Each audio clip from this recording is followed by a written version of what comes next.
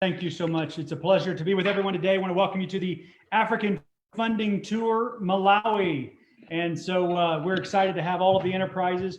These are among some of the strongest enterprises on the entire team. I love the entrepreneurship culture that's prevalent in Malawi. And so we're excited to have that. I want to welcome all of our investors that have logged in and those that are watching just by our secondary video stream. And so I want to thank you. Feel free to interact today as we go along. But this is a very exciting time, and we want to welcome you. Everyone has been prepped. We've spent time, obviously months, with the enterprises, and then even prior to us going live today with the event, to make sure that it is concise and that everyone has a chance to pitch and present their business. We will be keeping a very sharp time limit, and so please do not feel like it is rude if you are cut off or if we move along.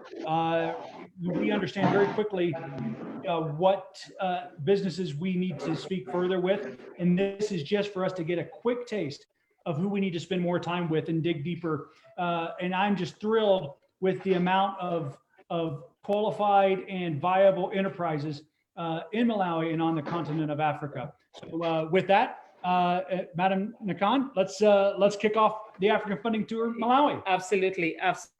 Yeah, just to reiterate, this is a time for Malawi to come into her light. This is a time that we're making history. The world discovering the hidden treasure in Malawi. Truly, we've been very impressed. I agree with Dr. Rollan that Malawi is really displayed quite strong entrepreneurial potential and skills and talent. And I'm really excited. So over to get it going. Let's get it going. Wonderful, thank you. Yeah. Okay. Both of you can.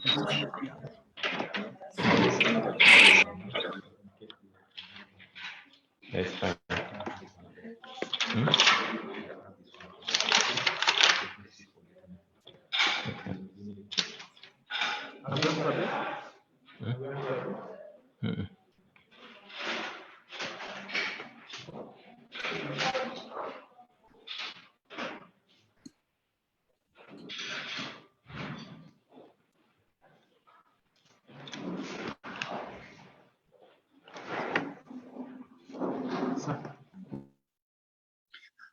Okay, there we go. Very good. And I kindly ask everyone to keep your phones muted. And for those investors and UN or whoever else is joining us for this, I do want to make everyone aware that we are in different parts so that stay distanced and in the amount within the number of group size that they're supposed to.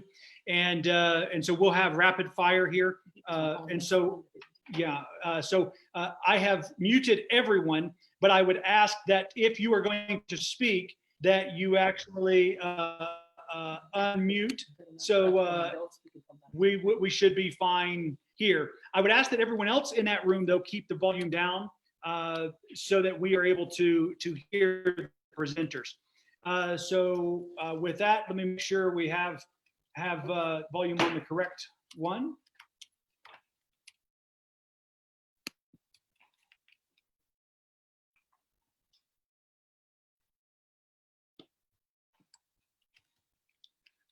You're going to need to unmute it from your end, Tiwal Malawi. If you would unmute that. Okay, very good. This mic that has a lot of background noise. So entrepreneurs, please pay attention. I need you to keep quiet. Thank you. Any kind of movement, papers rustling, causes a lot of background, and we want to honor every single entrepreneur that we hear from today. Okay, first up, we have Plam Investments. Arthur Chiwana, Plam Investments. Sir.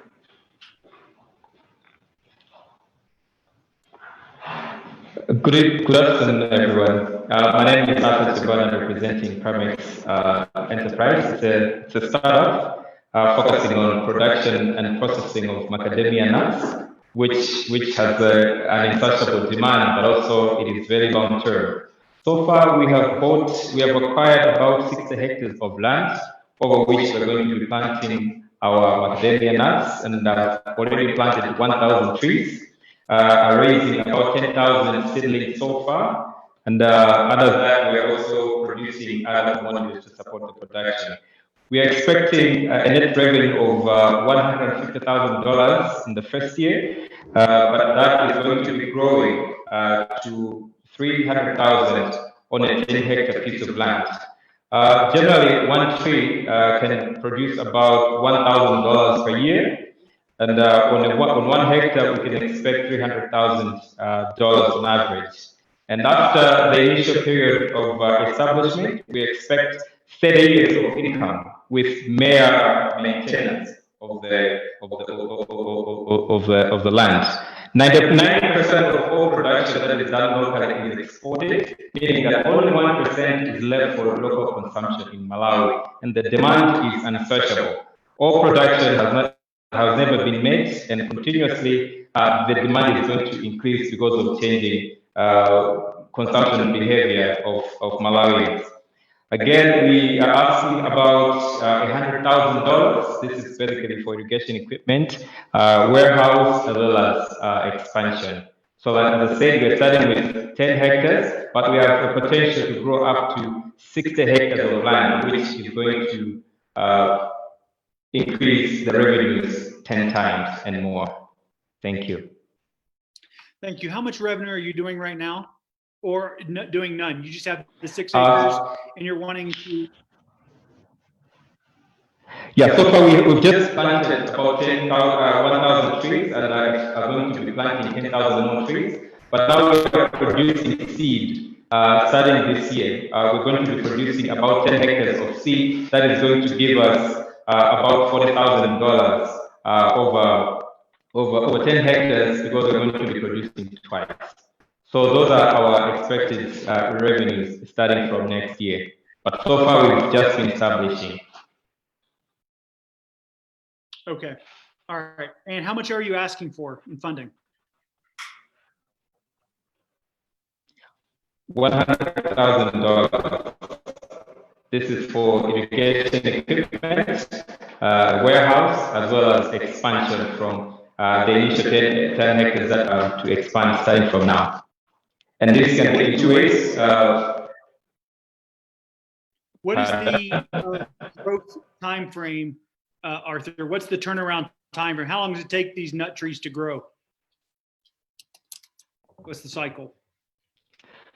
So for the nuts to mature, the varieties that we're using, the seeds that we're using are under the trees, we're going to be producing seed every year, so that we can still get income from producing certified maize, beans, and bananas. So these are going to give us income between now and the time that we start extracting income from the macadamia nuts.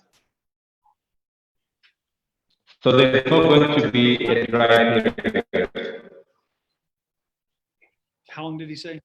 It's cut out on my end. Did anyone catch that? I said 5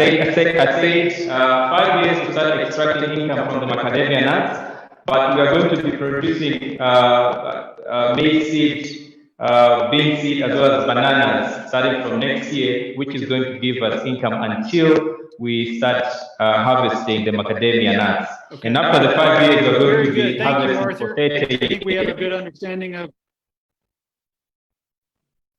Yes, very good. Thank you, sir. Thank you for the overview of your business. Next up, we have D&T Communication.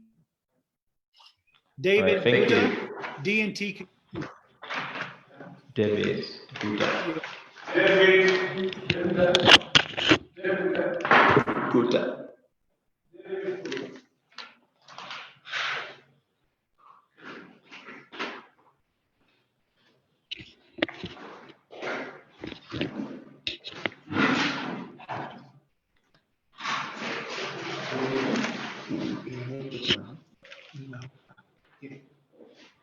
Yeah. Yes. Hi, David. Hi. Yes. Hi. Welcome. Yes. Go ahead, please. Thank you. All right. Yeah. Can you hear me? Yeah, my name is David Guda, Managing Director of D&T Communication. So this is a communication company which will be there to give computer lessons in this digital age to the youth and be giving the rural community access to internet and access to computer use. Also, we'll be producing study manuals for entrepreneurship as well as study materials for students. We'll also be supplying office materials. In this business, I'm looking for funds amounting to 21,000 US dollars, which will enable me to carry out this project. And the revenue I'm expecting in a year is $20,000, and the profit margin is 75%. I'm looking for a debt or even a profit sharing will do, because I really want people to have this technological information in this digital age era. Thank you very much. Yes, yes, thank you. One quick question here. Yes. The question is, you already have a space. I can't hear you. You already have a. Would you kindly unplug Yes. the headset? Yeah, I don't think the headset's working because it sounds like it's on just using the audio from the laptop. Want to ask questions? I'm having a really hard time hearing these guys. Yeah, Nasreen, could we try the presentations without the headsets? Well, actually, what Daniel was just saying was the headset is, even though they are wearing it and it may be plugged in, the device is not using the headset. Yeah, I don't think so the device that's is why he can't hear using us. the microphone on the laptop because it sounds like he's a long ways away versus a microphone. Yeah, it's clear now. Can come again on the question?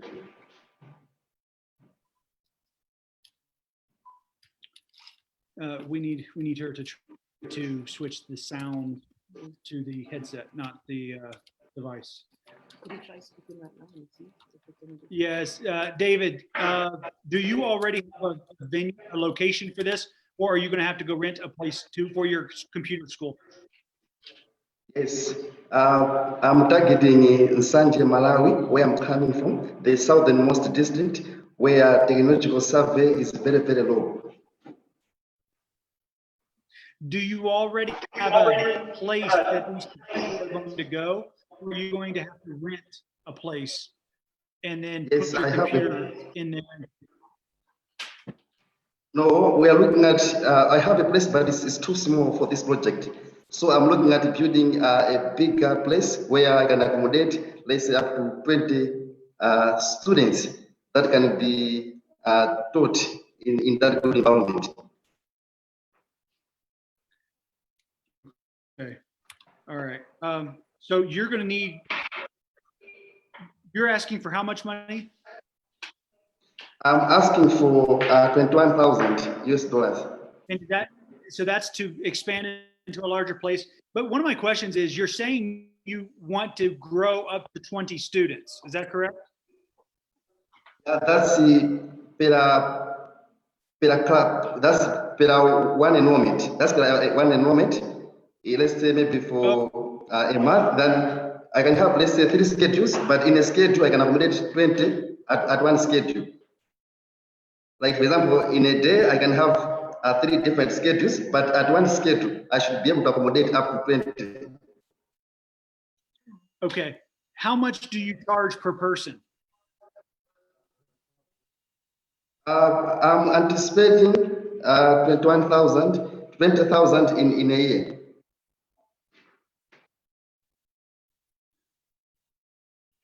so your computer students are paying, they're not paying 20,000 USD. I guess that's Rand. Come again? What I'm trying to find out is how much your students are paying for your computer classes.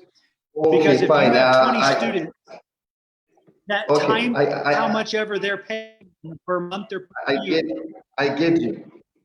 Okay, per month, it should be paying $15 each student. That's per month. $15 per month each student.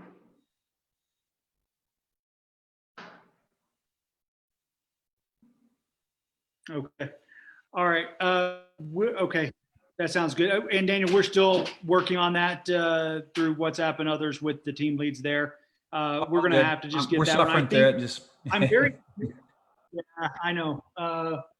He said he's suffering through it as well. That's what he just said about it, because it's painful. You know, I mean, we can't understand. So here's the, my thought on this particular, we're continuing to work on the sound on their end, but I think I'm very curious how the math works out on this particular one. I do think that the computer center, they're so popular in additional countries and or in these countries where it's not as prevalent.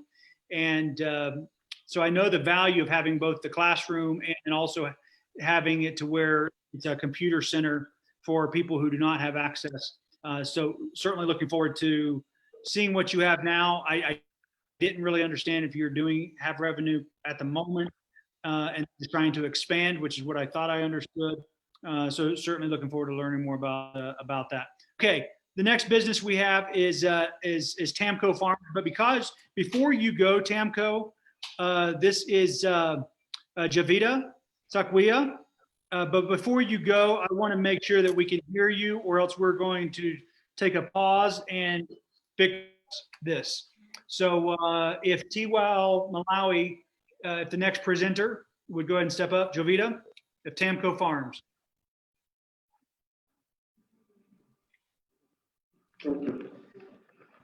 Okay, last call for Javita of Tamco Farms.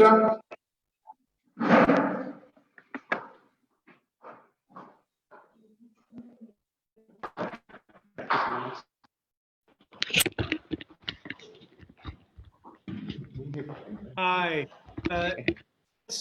Yeah, if you would, sir, go ahead and let me see how I can share it with you to do this.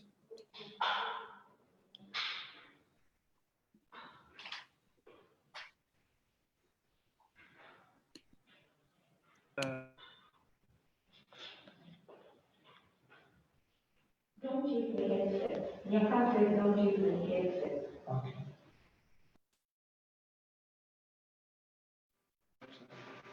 Come closer.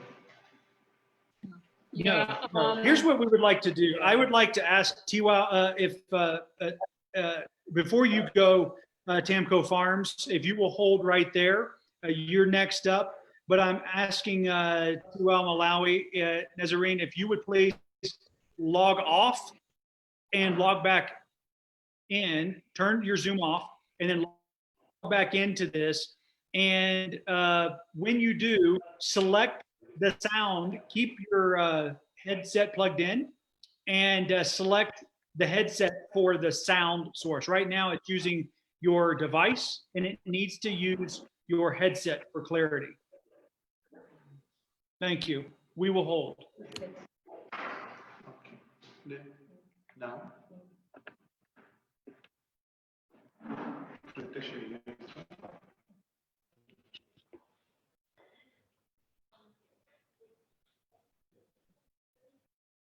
No, I can't hear them. Okay. My name is Jovita Sakwia. I am the director. My name is Jovita Sakwia. I am the director for Tamco Farms. Tamco Farms. Can you hear me? Yes, ma'am. Please proceed. Thank you very much. Sorry. Yeah, I'm Jovita Sakwia, the director for Tamco Farms. Tamco Farms we exist to raise chickens for sale. So our vision is to be one of the leading farms in Malawi. We are committed to supply healthy chickens, affordable chickens, and tasty chickens.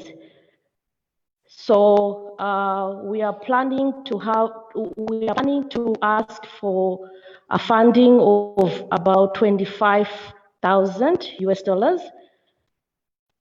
Our current potential revenue is 13,000 US dollars.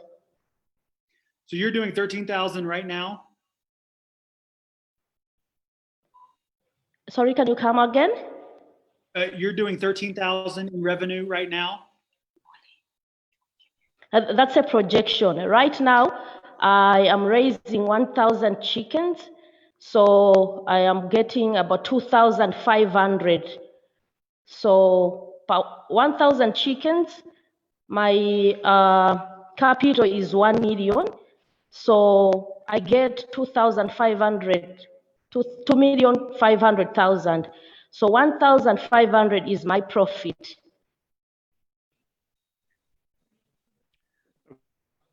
Okay, so you got a 50% margin. I mean, just about that's great. So my question then is, you've got 1,000 chickens right now. Yes, I do. And you're wanting 25,000 US, yes. which means that you would end up with, I mean, that's a lot of chickens. That's a lot of chickens, yes, because right now I only have one room. So my plan is to put up like 5 rooms. So each room will have like 1,000 chicken, 1,000 chicken, 1,000 chicken. So 5 rooms? Okay. Yeah. Okay. And how much does it cost to put up one room? One room I put up 1,000 chickens.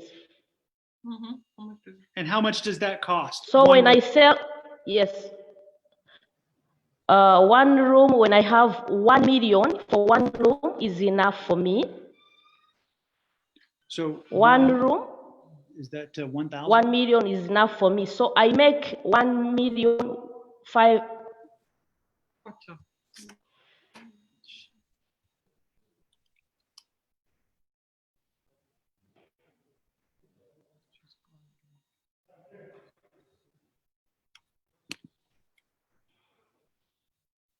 Yeah, Daniel, can you hear? Or did she? Yes, I can hear you. It cut out. I see her mouth moving. Yeah, same here. Okay, just make sure. Okay, so I think I get. I mean, I'm trying to get some information, and I think we're struggling on that front. I just need to know how much one room costs, and so that I can understand how many rooms. I understand the margin. I want to understand. The other question I want you to perhaps, if you can let your team lead know, and they can know. Javita, I want to know how much it costs for you to build one room, so that I know how many rooms we would be able to do for you. And the second question is, do you already have the space to be able to add? How many rooms do you have space to add, or do you have to add more? Buy more land or something. And then the third question that I want to know is what the turnaround time is. So if we give you $25,000 by 600,000 chickens, or build 5 rooms at $5,000, $1,000 per room with 1,000 chickens, then my question is, how long before your healthy, affordable, tasty chickens are able to be sold? That's the question. So if you'll answer that, we're going to move on, actually. But if you'll get those answers to your team lead, they can be messaging our team, and that will help us in our evaluation later on. And I want you to start adding one word when you describe your chickens. Because if you've got 1,000 chickens, there's some love there. There's some love. and the fact that the fact that you describe them as tasty and healthy and affordable, I want you to add one more word for me, okay? I want you to add the word happy. Happy, all right, that's good. I'll take that one up. Yes, People want to eat happy chickens. And I'll tell you this, Exactly, you are happy right. chickens taste better. Happy Oh, chickens it, taste better. Yeah. I like So that one. raise happy chickens. Thank you so much, I'll take Javita. it. Thank you. All right, fine. To come up to your first question, like No, how please. much? Jovita, if you would, we're moving to the next enterprise, but if you will Oh, fine. Thank you. kindly give those answers to Nazarene, she will be able to Okay. message our technical team here who's taking Oh, I those. hear you. Thank you very much. Thank you. Thank you. Yes, thank you. Thank you very much. I appreciate it. All right, great. Next up, Fanny Gondway. This is Parisha Agro and Packaging Enterprise. Parisha Agro and Enterprise. Hi, Fanny. How are you? Is this Parisha? Hello, can you hear me? Oh, yes. No. Yeah. Hello? Okay, yeah. Yes. Are you Impala Insights or which company? I'm Rose, actually. With what company? Hello? Yana's Farm and Food.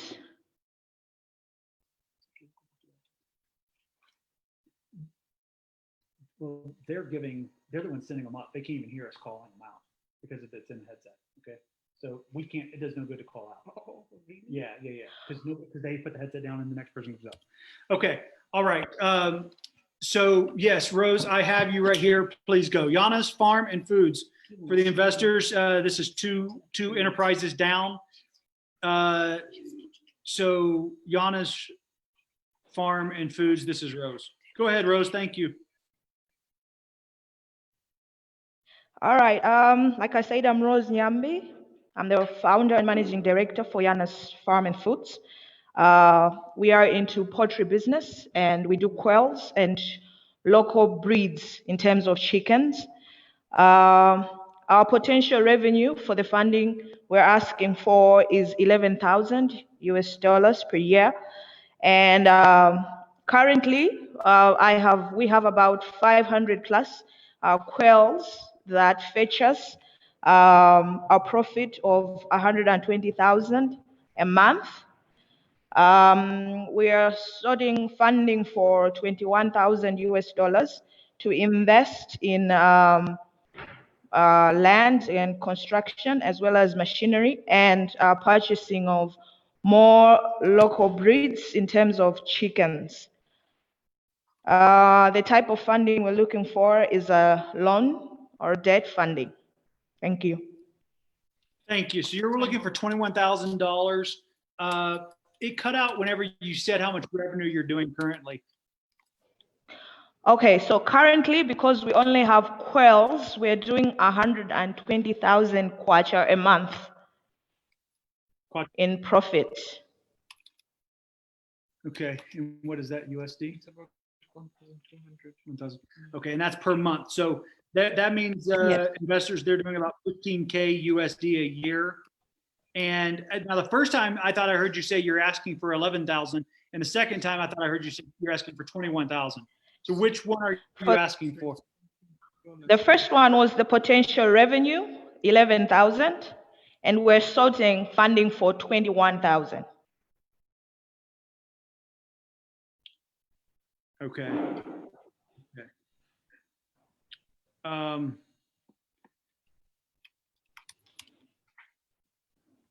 So basically, you're raising quail now, and you want to start raising chickens. Is that because of a higher margin, or what? Why? Yes, it's one, because of a higher margin, and second, because of the growth in market in terms of local breeds, because people are moving from the hybrid to the local breed. So there's high potential. There's an organization as well in Mozambique that are looking for people who can supply that. So that's the reason why I wanted to do local chickens as well. Okay. Okay. Very good. Thank you for your presentation today. Thank you. Thank you. Thank you Rose. so much. My pleasure.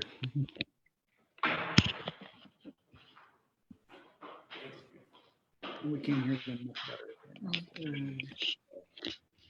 I saw baby quails being raised back in June for the first time. It was different breeds of quails, and I thought it was fascinating. Yeah. They're very stubborn birds. Are they really? We don't know if it's Hi. actually. Hi, are you here? I'm good on yourself, guys. Should I go ahead? Yes, sir. Tell us your I'm name, Peter Nali- please. I'm Peter Nalikumbi, Mhm. Managing Director for COP Construction. Mm. COP Construction has been in business since 2012, and currently we are in the 130,000 US dollars category in Malawi under NCIC. Our current potential revenue for last year was $33,600, with a profit of 40%. Our finances that we are seeking now, we are seeking about 2.5 million US dollars for over a period of 3 years. This amount that we are seeking, we intend to grow our status in the construction industry, assist our government and other stakeholders require companies with capacity, big capacity. So we're looking at buying plant machinery in terms of graders, pneumatic rollers, JCBs, and every plant machinery. And we also want to introduce quarry crusher site in Malawi, which will be crushing quarry aggregates for construction purposes. Okay. Let me ask a couple of questions here, if I may. So you did 33,000 USD last year in revenue, and you're wanting 2.5 million USD because you're wanting to buy equipment and introduce the crushing site. So here's my question. I don't think that's feasible. That's not how construction companies usually grow. So what I would want you to do is go back and look at what equipment you can lease, not buy, because you can lease whatever you need by project, and then there's payment phases so that you are actually able to even secure the leases prior to construction. But I would want to see more of a phased growth plan. Going from where you are to what you're trying to do is incredibly overwhelming and requires a large team that you would have to be building. And even though you probably have a great team now, one of the greatest pressures on a company, one of the greatest pressures I've ever had is having to grow a company from 2.7 million to 44 million in 18 months. And the biggest challenge was not getting customers or money. The biggest challenge was hiring fast enough the right people that we did not implode. And so I want to see more of a phased plan, or a more. People don't give $2.5 million if you're doing 33,000 in revenue. So we've got to figure out a better growth plan. In terms of the plant, we intend also to hire out machinery, which is also a big business. Not only that for our own users in construction, but we intend to hire out the plant mostly. That's where most of the revenue would come in from. Because it's a big market. Being in the industry for more than 14 years, I know how big the market is for the plant. NCIC has got almost. NCIC has got. What's post-funding projections? Pardon? What are your post-funding projections, revenue projections? My revenue projection for the plant, it's coming up to 900 plant plus crush site. It's coming to 900,000 US dollars a year, with a profit of $600,000, representing 66%. From the plant side, we intend to have 180,000 per year in revenue, representing profit of 60,000. From the crushing side, we intend to have 720,000 in revenue, profit margin of 75%, which is 540,000.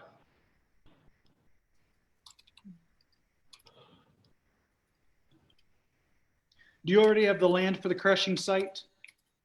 Or do you have to acquire it? Yeah, we have to acquire it, but we don't buy because we talk with chiefs and they provide in return for social services and for the place that you intend to have.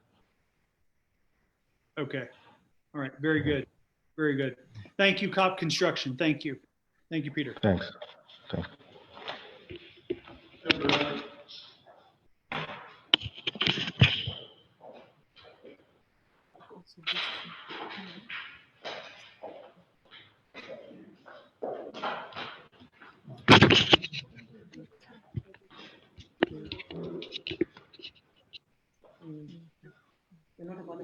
Greetings. Many thanks. Please proceed. My name is Abel Mwenewanda, the Managing Director of Center for Financial Inclusion and Literacy Consultancy. Our current revenue per year is £6,000, representing a profit margin of 30%. And our projected revenue per year, if the funding is successful, is £30,000 per year, pitching at 60% as IRR. I'm looking for £10,000 to go into production of financial literacy materials and soft loans to individuals and SMEs, as we're working towards setting up a fully fledged microfinance institution. I like to have it as a debt funding, but I'm equally comfortable having it in terms of other options. I thank you. Thank you, Abel. So you're looking for £10,000? Yes. And how much revenue are you doing right now? We're doing £6,000 per year. Okay, so $7,500. So doing 6,000 is $7,500. Yeah. Okay. 7,500 now. And that is that through classes, like students, they're registering for your literacy courses and your financial courses? Well, not just students. You talk of financial institutions, registered ones, are using us as a consultant in training and research. I have a book published, and I've just finished writing another one, which will be published in the next 2 weeks. So the mainstream banking, the microfinance institutions, we have actually come into MOU to offer financial literacy to their clients and other general public. I've also been in a relationship with the government and specific ministries to promote civic education on economic issues. Thank you. How much, what are you going to do with the $12,000 or the £10,000? Thank you. Like to print more books to sell, as that defines also our way of making money, and to issue small loans to individuals and SMEs. We have realized that much as our services are appreciated, however, there's still a gap that we like to fill by issuing small loans, because the existing lenders, most of them, they are payroll lenders, mortgage, and the amount are bigger compared to the capacity of the people who remain unbanked. In fact, just 10% of Malawians have access to formal financial services as credit. Yeah. Okay, very good. What I want to do on that, and I have a question for him, Dr. Rollan. yes. Why are you looking at a paper book that you're selling? Given COVID and everything being virtual and digital now, I mean, you could get bulk small tablets for $25 US, right? So you're talking about a tablet that you could have hundreds of books on and offer versus one paperback book that, people got to lug around in their backpack. Why are you not looking at doing a digital solution versus printing the books? I like that. Thank you. It will be considered, just that we were looking at profitability from the same. However, with the funding, that will be the best route to take. In fact, the environment is also conducive here. Certainly. Okay. So it's more of a funding mechanism. If you had the ability to get the tablets and then put they've got tracing programs and things like that, so people don't swipe them. Mm-hmm. And Thank you. I like that. Multiple classes. Okay. That makes sense. Thank you. Thank you. Yeah, sounds good. Excellent. And I think that's in my wheelhouse too. I think it's very interesting. But I think that the business model is refined, and Thank you. I don't like putting money to buying books. I've got 4 bestseller books, and I still don't put money into them. That's what they always try and get you to do. Selling books is a really bad business model. What you have to do for books, the only reason able to become an author is as a lead generation mechanism. It is marketing for your actual products and services. The book itself isn't even worth being a product and service, because you always lose money on it. So anyway, look forward to continuing the conversation. Thank you for sharing. Many thanks. Thank you. Yes.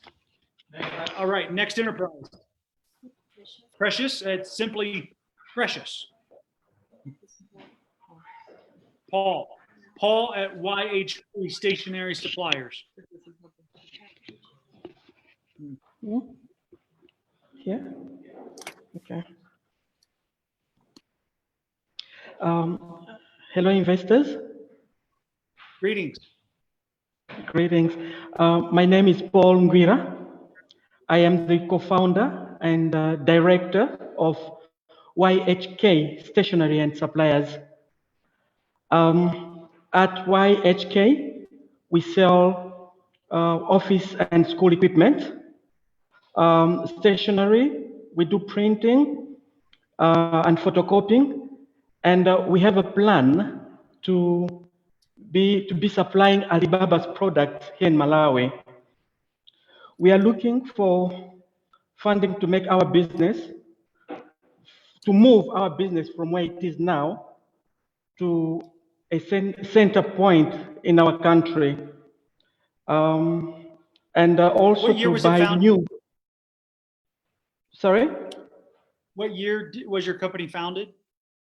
When did it was start? founded in 2009. And how much revenue are you doing now? Our current revenue is margin profit. It's 53%. How much revenue are you doing right now? Yeah, Total sales. Total sales per month, it's $2,200 per month. Okay, and how much are you asking for? $40,000. Okay, and what would that go towards? The money will go toward, we are relocating, paying for the new rent, and buying of new stock in our shop.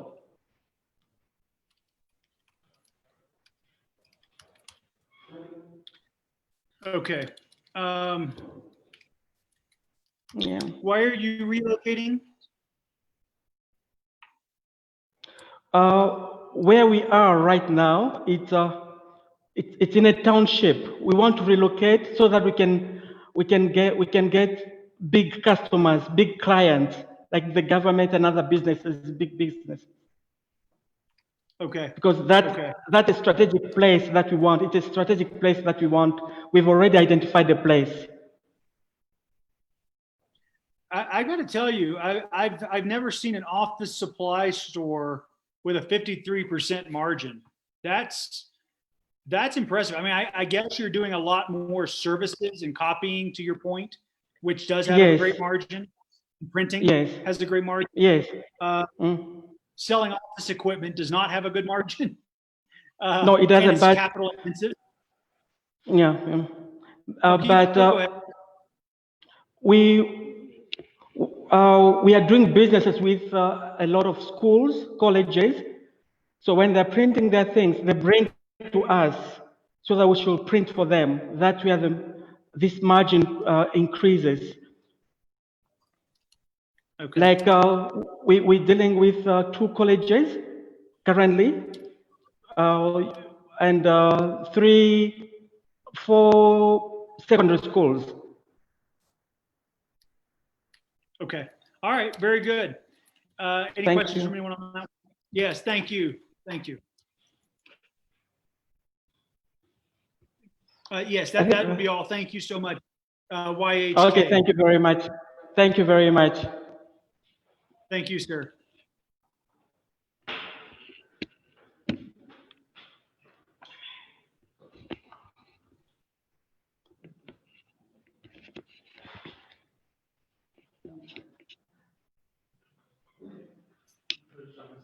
Okay. Who is so next we have Rapson, Innovate Food Gardens. Yes. Greetings. Go ahead, sir. How are you, investor? I'm Lapson Very Zakaria, good. managing director of Innovate Food Gardens. The company is in the farming, trading, and processing of agricultural produce, mainly into nutritious flour.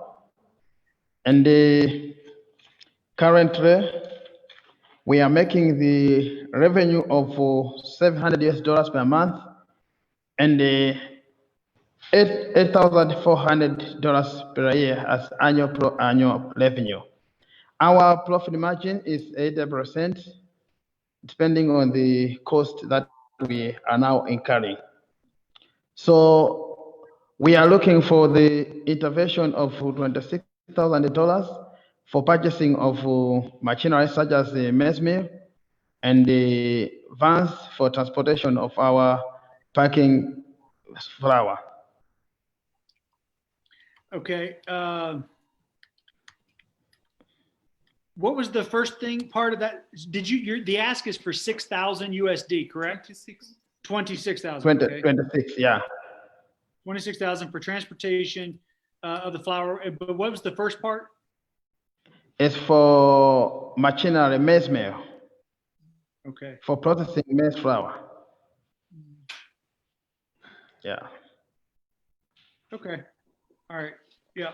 And you're doing. How much revenue are you going to be able to do if you get the money for the machinery? I mean, the transportation, whether you own it or rent it, I think is how much of that 26,000 is for transportation? For transportation. Yes. I beg pardon? How much of the $26,000 you're asking for are you applying towards transportation? It's 18,000. $18,000. That's okay. All right. Okay. Sounds good. We can still help on one side, I think, but that's what I was afraid of. Okay. Okay. Okay. That's the only questions I have. Thank you so much for presenting. Yes. Thank you. Thank you, sir. All right.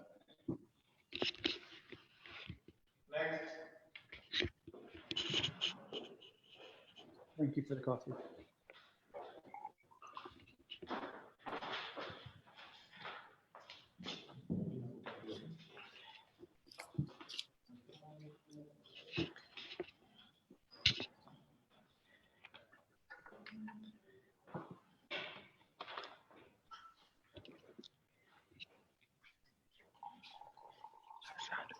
Is this Caswell? Yes, Dr. Rolland, this is Caswell. Yes, yes. Please proceed. Thank you for joining. Thank you so much. I'm Caswell Nkanda. I'm a chancellor for Utuntu Lakeside University. It's a business within the education sector. We are going to be offering higher learning education. We are actually startups. I wouldn't say we are on the ground already, but we are startups. We have got 14 hectares of land just along Lake Malawi. And all I need is money, like $1 million to invest in structures The academic structures are already there, the curriculums, the potential lecturers, but we are looking for funds to build structures. The estimated projection, actually higher learning institutions run 2 semesters per year, and we're expecting to be generating $2,700,000 US per semester. And if we double that times 2, we are expected to have $5,400,000 US annually. But of course, that also includes operational costs. So if we subtract with operational costs, we will be remaining with $3,200,000 a year. Yeah, so in terms of the type of loan that we need loan to build the structures, but also I wouldn't mind if someone says, you have the land, I can help you in partnering with you and build the structures. So either a loan is okay, but also partnership is perfect. But all I have are the documents and the land. Do you have any students right now? Potential students, yes, we have potential students, because like I said in my proposal, we run an advanced diploma program. So far we've trained 1,000 people, but we use hired structures. So according to the regulations of Malawi, you cannot offer a degree, master's or PhD if you don't have structures of your own. So we have got several students, yes, but not at a degree level. Okay, so if you're given $1 million, you said it already has some classrooms. So these structures, I guess, is that for room and board, or what structures? If we are given $1 million US, we are going to build structures like classrooms and like lecture theaters. That's what it is intended for. We did the calculations with some architectures. They said $618,000 US can actually be enough for the plan that we have to start the project.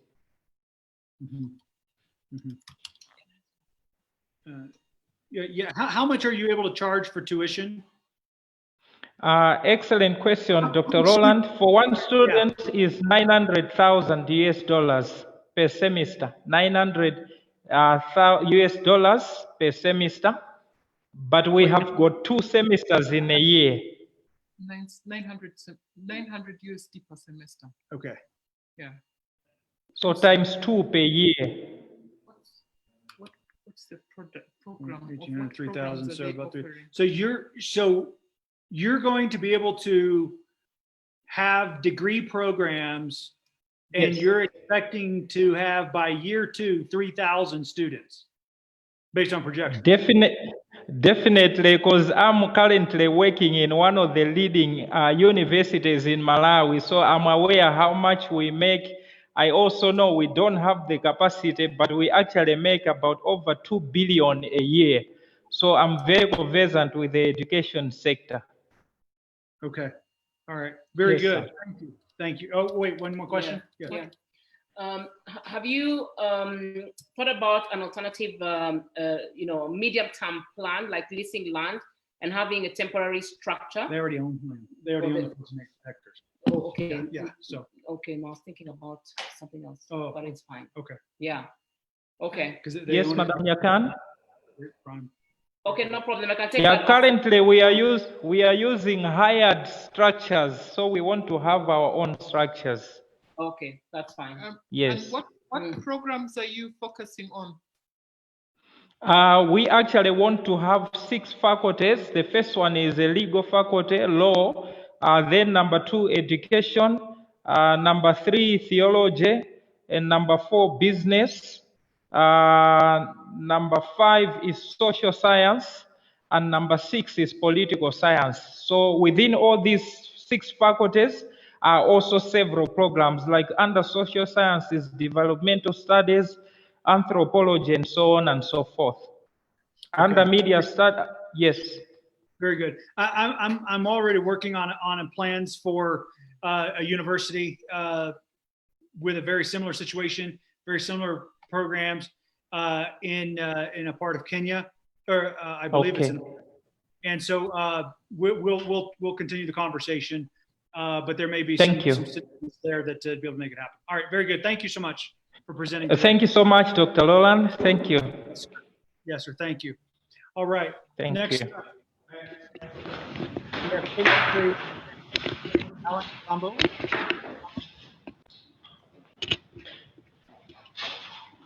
Daniel, sidebar here. Colleges and universities, education centers, literacy centers. We should probably think through the e-learning component that you have with the blockchain technology, and let's just kind of keep that in the back of our minds on how to structure. Maybe because if I'm helping get the physical structures built, then I only want minimal on-campus attendance, and just because of where I think the future is in education. Okay, very good. Next up, Alan Ntambo, Cade and Trading. Go ahead, sir. Okay, thank you. My name is Alan Ntambo. I'm operations director for Cade Trading.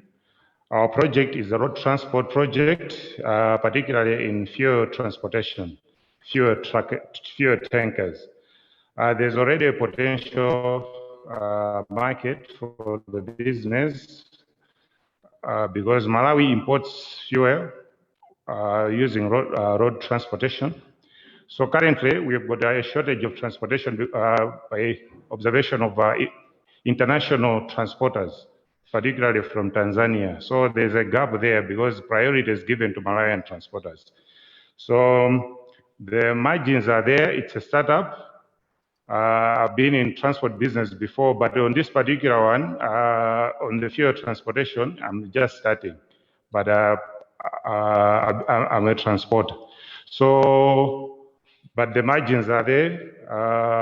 We are actually looking for $1,589,000.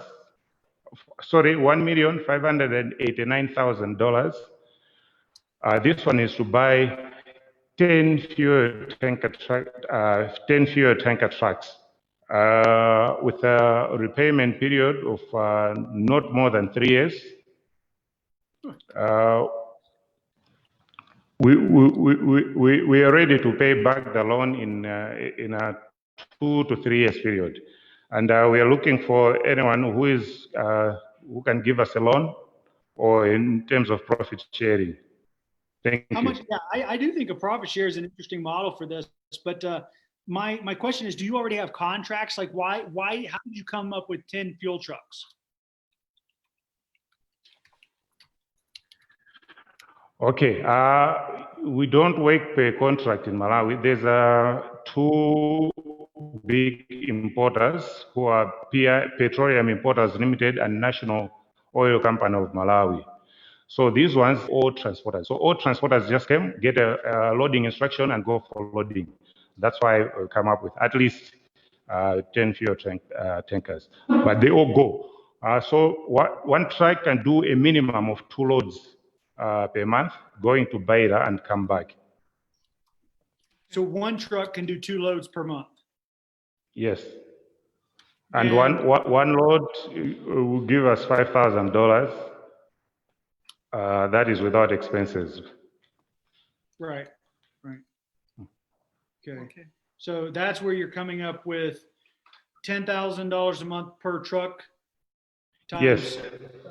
10 trucks, you're doing $100,000 a month. Yes. Yes, sir. Gross revenue, 1.2 million a year. Yes, sir. So yeah. So expenses per year for operations only would be $362,000 expenses. So it will be you subtract to the gross revenue. Yeah. Mm-hmm. What is the possibility of starting with like 2 trucks or something like that? I mean, is there? Yeah. Can you start smaller? Yes, it's okay, but I was just looking at in terms of other operational costs, they remain the same even if you've got one truck or two trucks. So that's why I just said maybe you can do 10, but it's okay, we can have two. Okay, now that's an interesting thought. It's interesting that your fixed cost remains the same. I don't guess I understand that, because it seems to me like much of the operational cost is in the fuel of the trucks going back and forth with the loads, picking up and delivering loads. So why would that be a fixed cost? Okay, we are looking at maintenance costs because we are hiring workshop managers and stuff. So we are looking at the expense. That's what scares me a little bit. I think that there's a lot of fluff in the US. We call it a lot of fat. And that's what I don't pay for. I don't want to invest in fat. I want to invest in a lean operation. So I think that you have something, but I think that you need to start smaller. And I think you're not going to be able to start with the management team. I'm looking at the management team. When you are starting a business, you are the management team. You're also the accountant. You're also the legal. You're also the mechanic, and you are going to be the driver for one of those two trucks. Okay, that's my friend. That's how you get started in business. All right. So what I want to do, what I want to do is you think about that and that model, and I want you to stay in touch with the business team here, because I'm going to see you in trucks. I'm going to see this business off the ground. It may take us a year or two, but I believe in you. I believe that this is a business for you. I can tell you know what you're doing. You know how to do it. But I don't. But there's some learning. There's a learning curve that needs to happen here before we just start throwing trucks and money at you for that. And so I want to stay engaged on that. And let's try to move forward on in some way, but I need you to rethink a better path to start, and then let's stay engaged. Okay. Thank you so much for sharing today. Thank you. Thank you very much. I appreciate it. Thank you. Yes. Yes, ma'am. Yes, ma'am. To begin with, you could actually not buy the trucks or lease the trucks and land. Could you try with that? Sorry. It may lower your costs. Yeah. It may lower your costs and get you to land the business much faster. Oh, yeah. That's a good thought as well. Thank you very much. Thank you very much, ma'am. Very good. Thank you, sir. Thank you. Take care. Thank you. Thanks, sir. Next up, we have Shining Stars. This is Nazreen.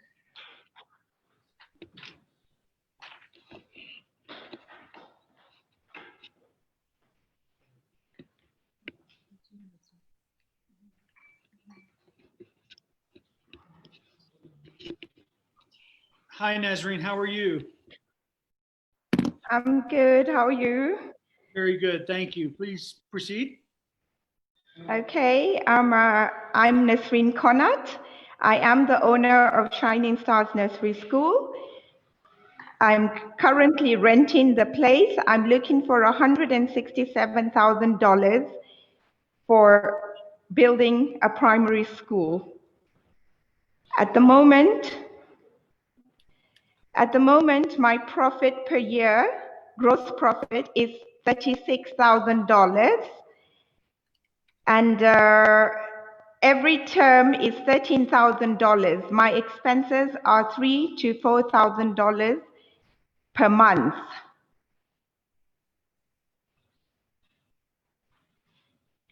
My target market is the low to medium level families, income level families. I have 60 children at the moment.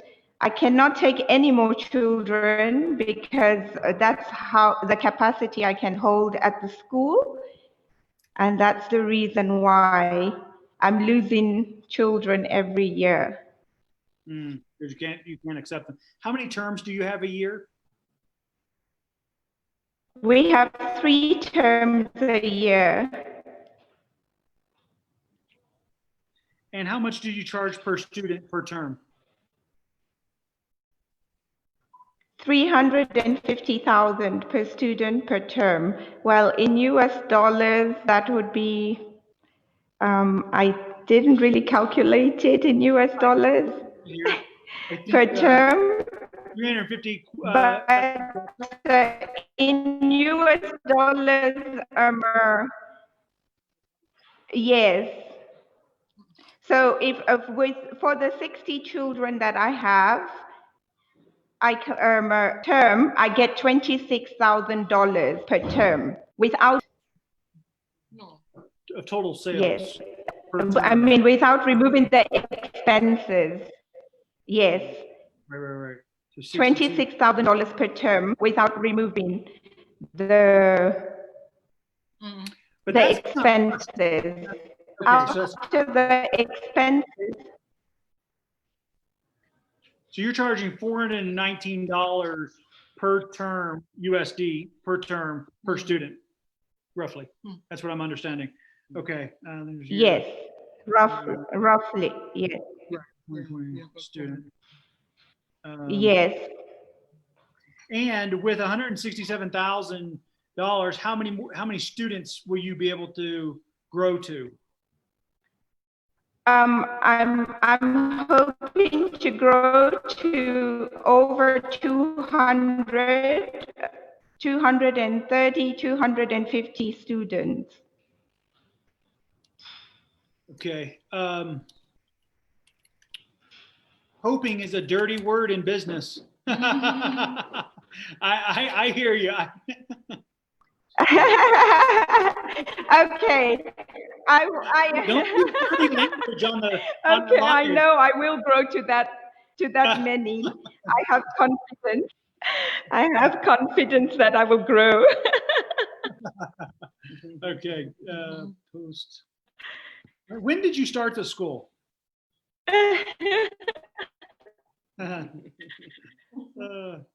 When did you start the school? In 2016. In 2016, 4 years ago. This is my 5th year in the capital city, Lilongwe. Okay. Yeah. That's what I was wanting to see, if the capacity, the demand. So you're 26,000 a term now. If you have the investments, you think you can actually quadruple that to 105,000 because you quadruple your attendance. 105,000 a term, 3 terms a year. Yeah. 250. Yes. Does Malawi give any type of education grants or subsidized education in any way, or no? Are parents having to pay for this? No. Parents are having to pay. Okay. No problem. All right. Yeah. Very good. Thank you so much for sharing your business, and congratulations. I think it's a great business. I mean, for you to start this 4 years ago and be doing, roughly 75,000 a year in revenue and netting, netting 27,000, and I mean, and maxing out your current capacity. Well done. I think actually, are you going to have to add an online component with COVID? Yes, we're already doing that even at the moment. Daniel, do you think that there's anything worth looking at in terms of the technology that she may be using for the online? Because I mean, it sounds like a strong, educational business here. Yeah, absolutely. I mean, at the end of the day, when you can, one of the companies that we're talking with from the last investor pitch that, is wanting to do online, is they've got 2 or 3 different groups that they want to plug into for curriculum, and having a platform that facilitates all of that allows them to come in, sign up for classes, pay, and then pick the different things. That's not easily done if you're getting curriculum from different places. Now you're sending students to different places and they're paying different places, and now you're trying to get a commission from them. So yeah, I mean, it just really depends upon the scale of her business. If she's looking to just, add a few students here or there, or if she's saying, hey, I'd like to service all of Africa, right? I'd like people from South Africa, all over to be able to come in and participate online, then it makes sense to put in that tech, again, you don't give somebody a dump truck if they just need a small pickup to do the work. So, that's what we need to dig into is, does she want to offer this throughout Africa and the world, or is this just something locally? Okay. Nazreen? Okay. Yes. What I hear is, what he's saying. and your response? I would like to go and go online and give it out to Africa if that is possible to do. I Okay. would definitely go out there and give it out to Africa. Okay. Well, why don't we take 15 minutes? We got a whole bunch of people waiting to pitch next. So we'll set up a follow-up call with you and we'll talk about that. Yeah. At the end of the day, your ability to go out and market and sell and bring in students is what the success and the growth of it is, right? So if you're able to get new students from all over Africa, we can give you the tools to service that and make it very, very automated. From the standpoint of you're focusing in on customer service, making sure they're happy. The software is facilitating the training, handling all the payments, all that kind of stuff. So you can just focus in on bringing in new students and making sure they're happy. So yeah, let's talk. Yeah, great. And okay. I actually find all right. Thank you. Thank you. Nazreen, I actually think that given what you've done with what you have had, I think you've done tremendous. And I think I even saw your eyes just get huge at the thought of expansion like that. But I'm telling you, I know, I saw the fear and the shock, but I also know that that's in your heart, because you wouldn't be asking $7,000 to go from 62 students to 250 students. That's you didn't have a thought in the world to quadruple your business offline in person. So to add in some automated tools that allow you to spread that curriculum. Parents, 62 sets of parents, or 60, depending on how many kids go, I guess, per family, have already deemed fit that your curriculum and your program, your education is worth $420 a term. I think that you can grow that. That's right. And I think we'd certainly love to support that. So thank you for sharing your business today. Thank you. And just to say, I started with one student, Dr. Rollan. You did? Wow. Yes. Wow. One Was it your child?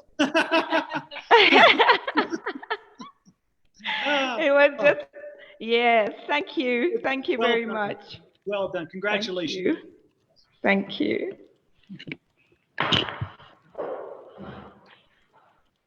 Great business. Wow. I mean, that is just real entrepreneurship, the heartbeat of it. And that's what I've been trying to tell all these other businesses. Start where you are with what you have. Stop with the $20 million to go buy. You're trying to start where the rest of us ended up. You start with a leaf blower and a lawnmower and go mow lawns, and then you get the truck and the equipment and so forth. Greetings, Natasha, Cool Tech. All right, we're with Cool Tech. Go ahead. Hi, hi all. My name is Natasha, and I'm from Cooltech. I'm one of the managing directors for Cooltech. Cooltech is an ICT company, and we have various projects. We focus on software development, hardware, and networking installations. My project is to develop an ICT library, as we know that information is vital. And I would like to come up with an information library focusing on the health sector, agriculture, and education, so that if NGOs, government would like to have information, they can come to the library and access that information. My annual revenue is currently is $47,000. I have a net profit of 52%, which is $25,000. It normally varies according to the number of clients that we have. I've just taken the average one. I have proposed to go for 1.5 million US dollars so that I can build this ICT library and make sure that we have the required information and everything that we need. Okay. So is most of that, the library, is that for licensing rights, or what is that for, the 1.5? Yes, mostly is for the licensing, the implementation cost to have the right hardware. I need servers, I need physical servers, and I need also a hosting site where I can put things on cloud, and therefore that might require also licensing. And that on top of that, there is also an issue of a research center whereby I have to gather information. So I need data collection tools, I need data analysis tools, I need data entry tools. So all that, it's covered into that 1.5.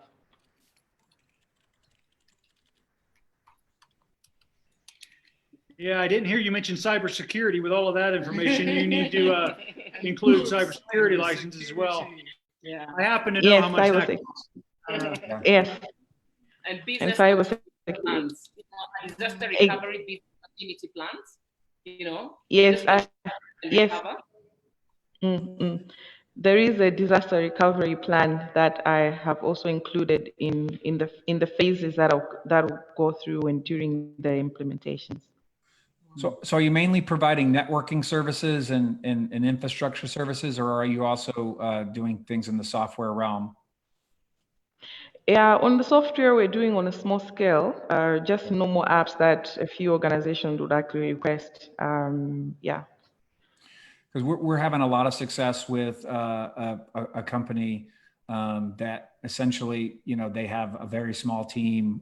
They're doing customizations on Salesforce and other kind of CRM tools, and they've partnered with us, and so now they're talking to larger companies that need lots of people, and so essentially we're handling and doing all the hands-on keyboards. We have 250 engineers. But they're out there doing the client. So they're identifying the clients, they're identifying the opportunities, and then we're supporting them. And it's working out really well. So, if there's an opportunity, if you see those kind of opportunities, there might be a way for that. And then I'd like to learn more about the library you're building. My first reaction is, you're doing about $50,000 in revenue, and then, you immediately want 1.5 million to build this library. For me, unless you had like contracts in place, letter of intents, if you could show me that once this is built, it'll immediately start generating revenue, that would be something that I'd be interested in. But to me, that just seems like a large step. You know what I'm saying? I can show you that I can make $50,000 a year, but give me $1.5 million.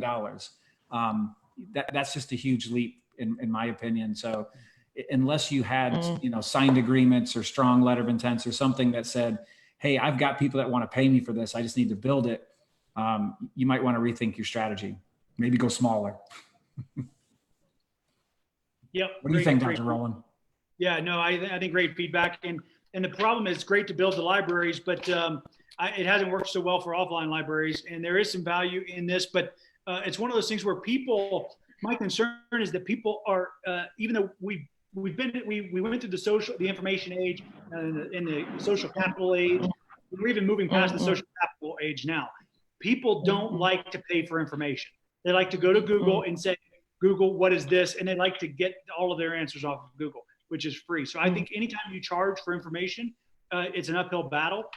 Information is different than education. So there is a difference there, especially on the accreditation side. But I think that that's a whole lot of money for a whole lot of licenses, and you've made a lot of salespeople happy, and you don't have a lot of clients. So I think I think it's possible. I agree that MOUs or something where the use, how much would you be able to charge? Is it on a recurring basis, like a monthly subscription to the library? Why would they even need it? Why would they really? They're not going to subscribe for a one-off need. So that it had to be an ongoing need. But anyway, just some initial thoughts. I definitely do not like the idea of paying for servers, on-premise servers. I think cloud. Yeah. That is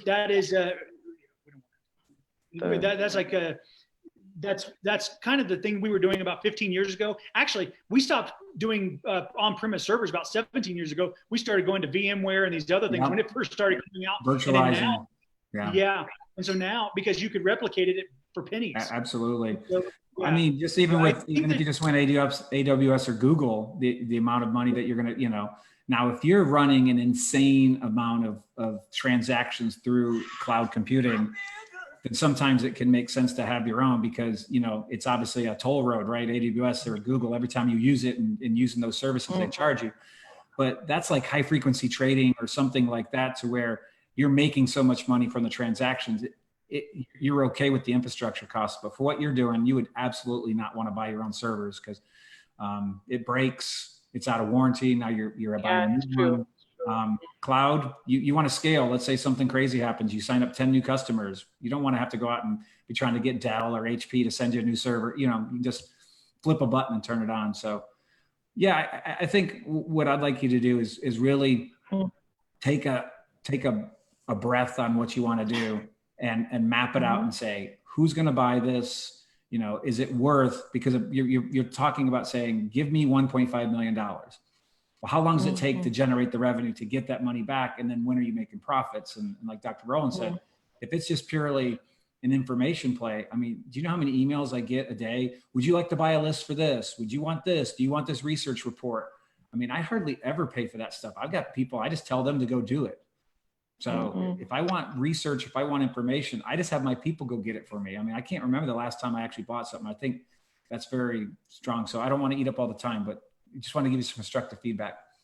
Yeah, I love it. Thank you, Daniel, for sharing that. I know that's valuable because same here. And we're trying to help African entrepreneurs think globally, not just locally, and expand your mind. You obviously have a great business. I mean, you're doing $50,000 a year basically with what you're doing now. You're obviously a solid ICT company. So I think what you're trying to figure out is, how do we go to the next level? How do we get out of the small market? And I think that's a good conversation that we can have. So thank you for sharing and presenting. Thank you. Thank you so much. Thank you.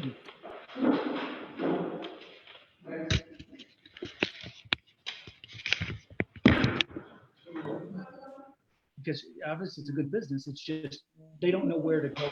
Like I said, funding is not the problem for most of them. It's the knowledge of what is the next step. To refine Yeah. that a bit They don't know. So they're grasping what is the next step. Yeah, for a long time. Yeah, if she just focused in on offering services, right? It doesn't cost you anything to go out and offer a service, other than when someone says, yes, send me a network engineer. Now you got to make sure you have them. So she could grow substantially just reselling services. In the data analysis. Although there, as you said, there's room for data analysis. You need to know that. But then there is, but universities do a lot of that. I mean, a lot of government grants for commission studies. Is that what you mean in research? No, I'm thinking, for example, in Kenya, many studies are commissioned by people like Ipsos Innovate, and all those were first local companies before they were bought out by the multinationals. So I think, much as people rely on the government research, people don't really rely on it. Private companies don't rely very heavily on the government research. Universities are not researching that much as they should. So you get people create a niche for themselves. Okay. So they value international studies, because they do in the US. They're putting hundreds of millions of dollars behind that one for this research. So does the research have to come from Africa, or are they looking outside of the continent? So you see that the international researchers will want to partner with somebody who has the capacity to do the local research. Then it feeds back into them, then they produce the reports. Or you have like private local companies or multinationals, for example, who want to rely on that data because they can't rely on the government. You only see this rock star over here, Cecilia, of Underwriting Africa. The wealth of knowledge. This is international and local. What's the tag? Local knowledge, international expertise. Yes, see, that's what you just heard. Yes, very good. All right, Delco traders, welcome. Please proceed. Thank you. My name is Kondwani Tindwa from Dego Traders, and this is my partner, Justin Tindwa. Greetings. Yes, my name is Justin Tindwa, and I'm the managing director of Deco Traders. At Deco Traders, we sell truck spares and machinery parts. Deco Traders was established in 2004, and we started dealing in truck spares in 2008, up to date. We have got two projects. One is for agriculture and implement parts, and the other one is on oil and lubricants. We are looking for 500,000. I'm going to ask that you only talk to me about the oil, and I'll tell you why. Because I want to hear about your truck business here, the truck sales and machinery parts. And I got a couple entrepreneurs back who's looking for 10 of them, but might just start with one or two. So we might have a customer in the room here. But how much revenue are you doing right now? Is Delco doing, or are you trying to get out of the business? Are you trying to? I mean, what's the deal with going from the machinery parts and truck sales to oil transportation? Yeah, but what we have seen is with truck and trucker spares, they go hand in hand, they complement each other. Our customers who buy truck spares, they also at the same time uses oil. So we have seen, okay, if we combine oil and the tractor parts, we are going to raise the revenue at the end of the day. That's the reason we are going into lubricants and oils. Okay, so let me ask you, how much revenue are you doing right now? Come again?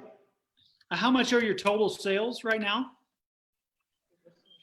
Total sales, we invested last year at $352,000, and we have 144,000 pasha as our gross profit.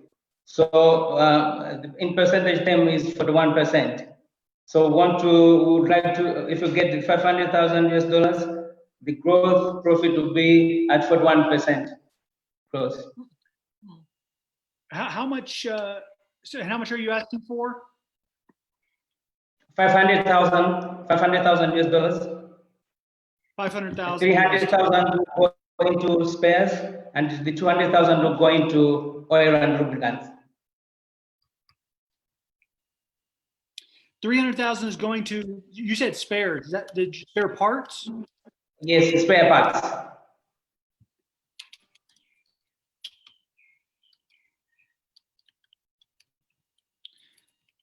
And and so when you say 200,000 oil, I mean that really would be viewed as inventory, right? Mm-hmm.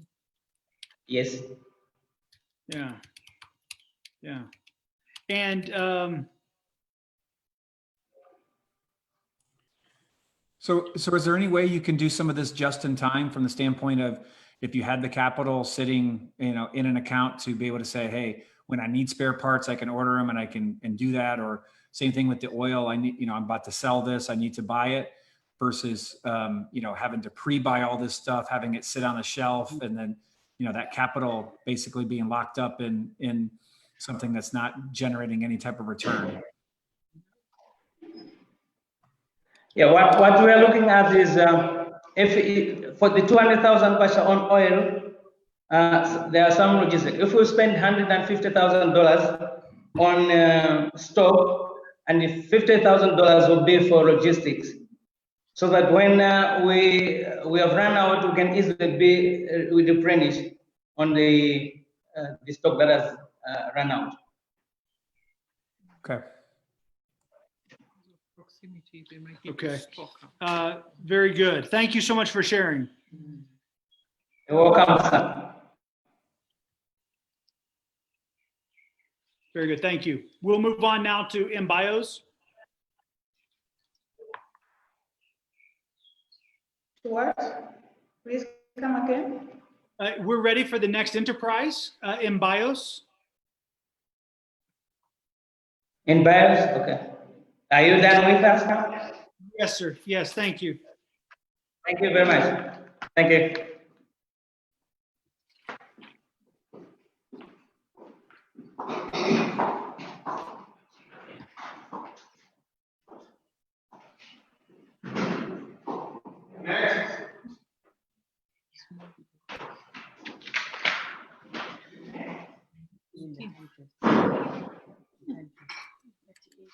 Very number 18.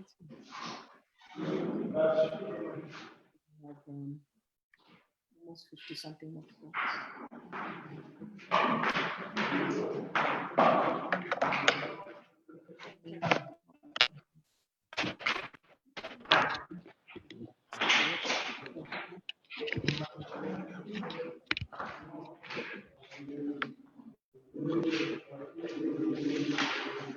Greetings, how are you? And are you Bashir? Yes, I'm Bashir. Very good. Please proceed. Okay, I'm Bashir Amwendo, Operations Manager of MBIOS. That is partnership business. We grow edible mushrooms, which we sell them to different households here in Lilongwe, the capital city of Malawi. Hang on one second. There's an echo, and I think because they undid the headset, I am having trouble hearing you again. I need them to do whatever they did before. So I should start again? Nasreen, if you could please redo the headset how you redid it, because now it's gone back to having trouble. If you could just resolve it, that would be good. And even when there are two people presenting, I still only want to use the headset. So don't change this again. And if that's came up, so you tried to switch it, just keep it on the headset. I still want to see both of them if it's two partners or a husband, wife, or management team. But I just need to be able to hear clearly. Thank you.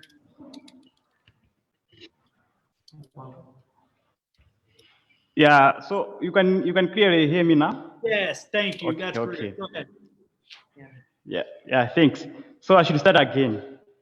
My name is Bashir Gamwendo, Operations Manager of MBIOS.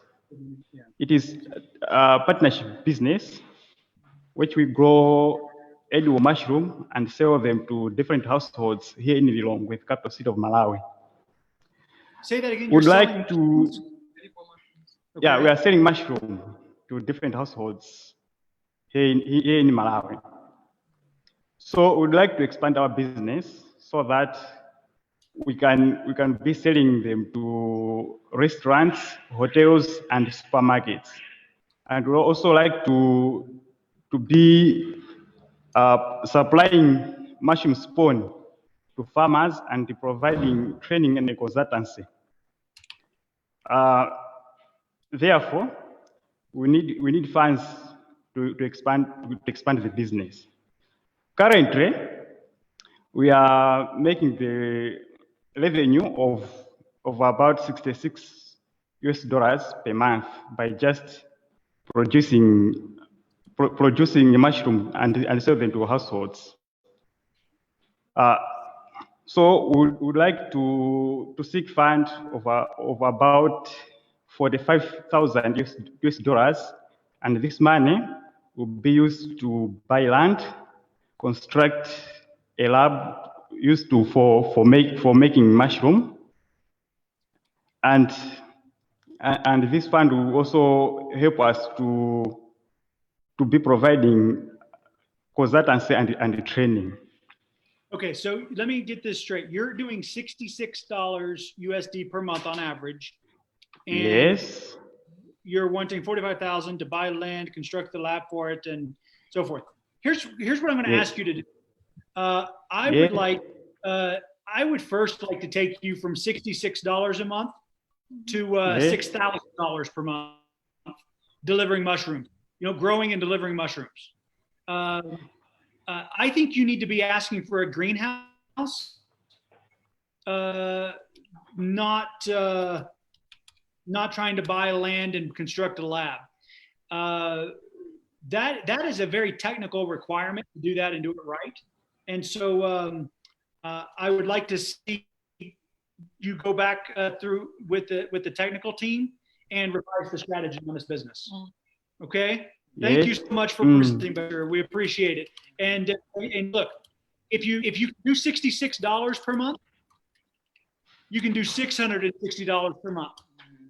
And my friend, if you do $660 per month, you can do $6,660 per month. Okay, so don't stop, Yes. don't give up. Let us help tweak your business plan and your model, and keep doing what you are best at. Okay. Yes. Thank you very much. Thank you. Thank you. All right. Next business, WC Construction.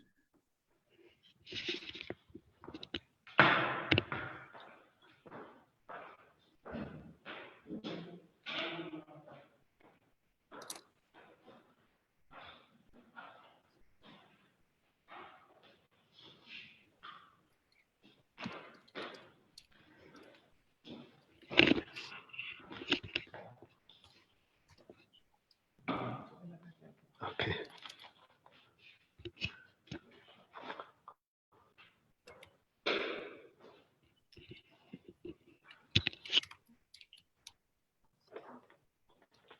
Greetings. How are you, sir? I'm fine. How are you? Very good. Thank you. Please proceed. Yes. Sorry? Please proceed with your presentation. Thank you. Thank you very much. As I've already said, my name is Samuel Makaka, and I have two business proposals to present. It's their bandwidth. The first one is on affordable. Out of respect for your enterprise, let's give it just a moment. Give me one moment here. There's some bandwidth issues. Okay. Daniel, are you? Is it freezing for you as well?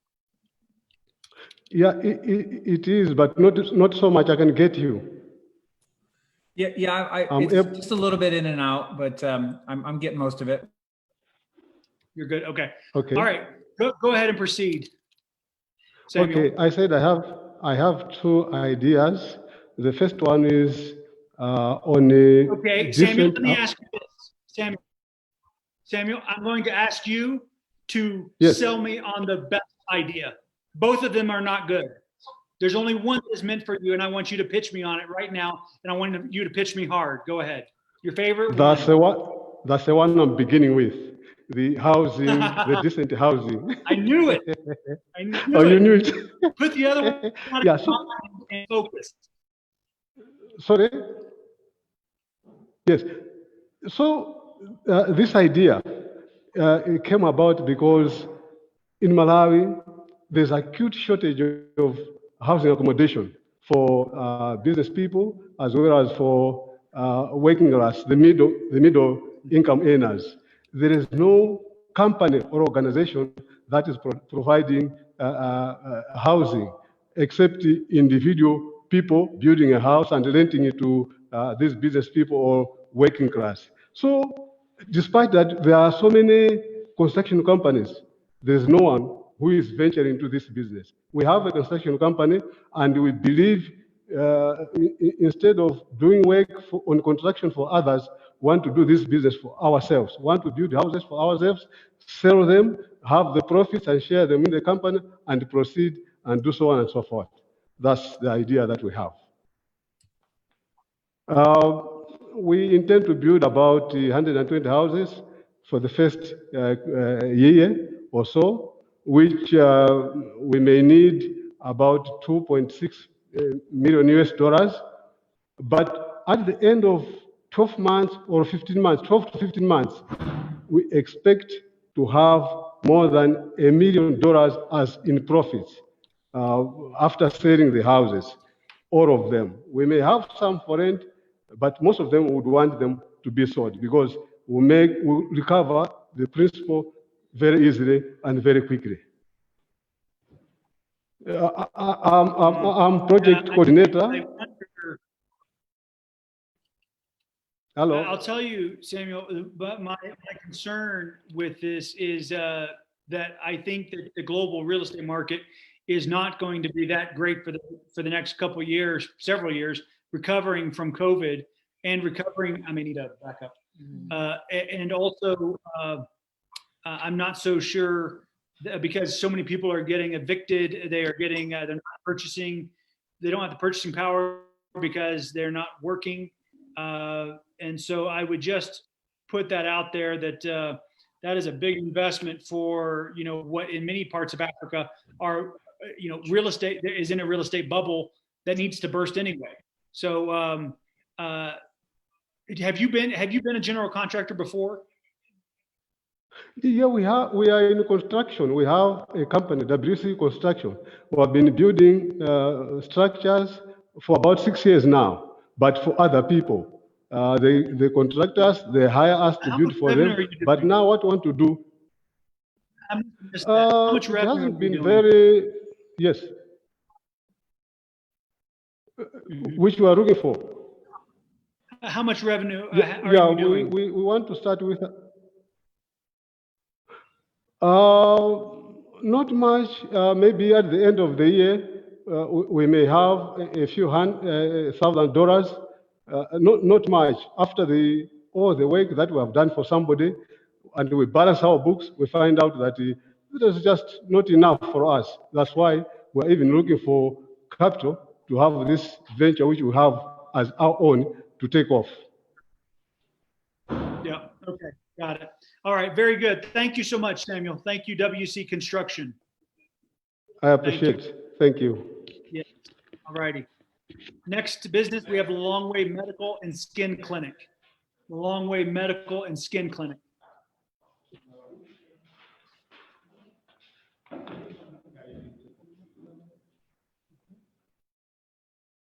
What he first needs to do is know how much money he is spending to be able to manage that, and he might not need that, The problem is he doesn't.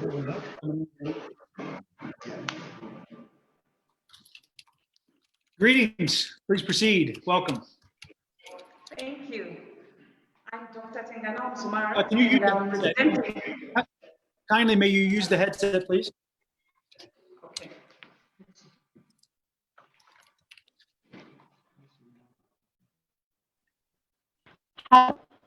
I'm Dr. Tengana Sumara, and I'm representing Lilongwe Medical and Skin Clinic. Our proposal is to raise $210,000 as capital to introduce new dermatological services, as well as construct a modest clinic in Lilongwe. Malawi has a population of 18 million, but it only has 2 dermatologists, of which I am one of them. I am a co-founder of Lilongwe Medical and Skin Clinic, which was established in 2016. I see 300 patients a month.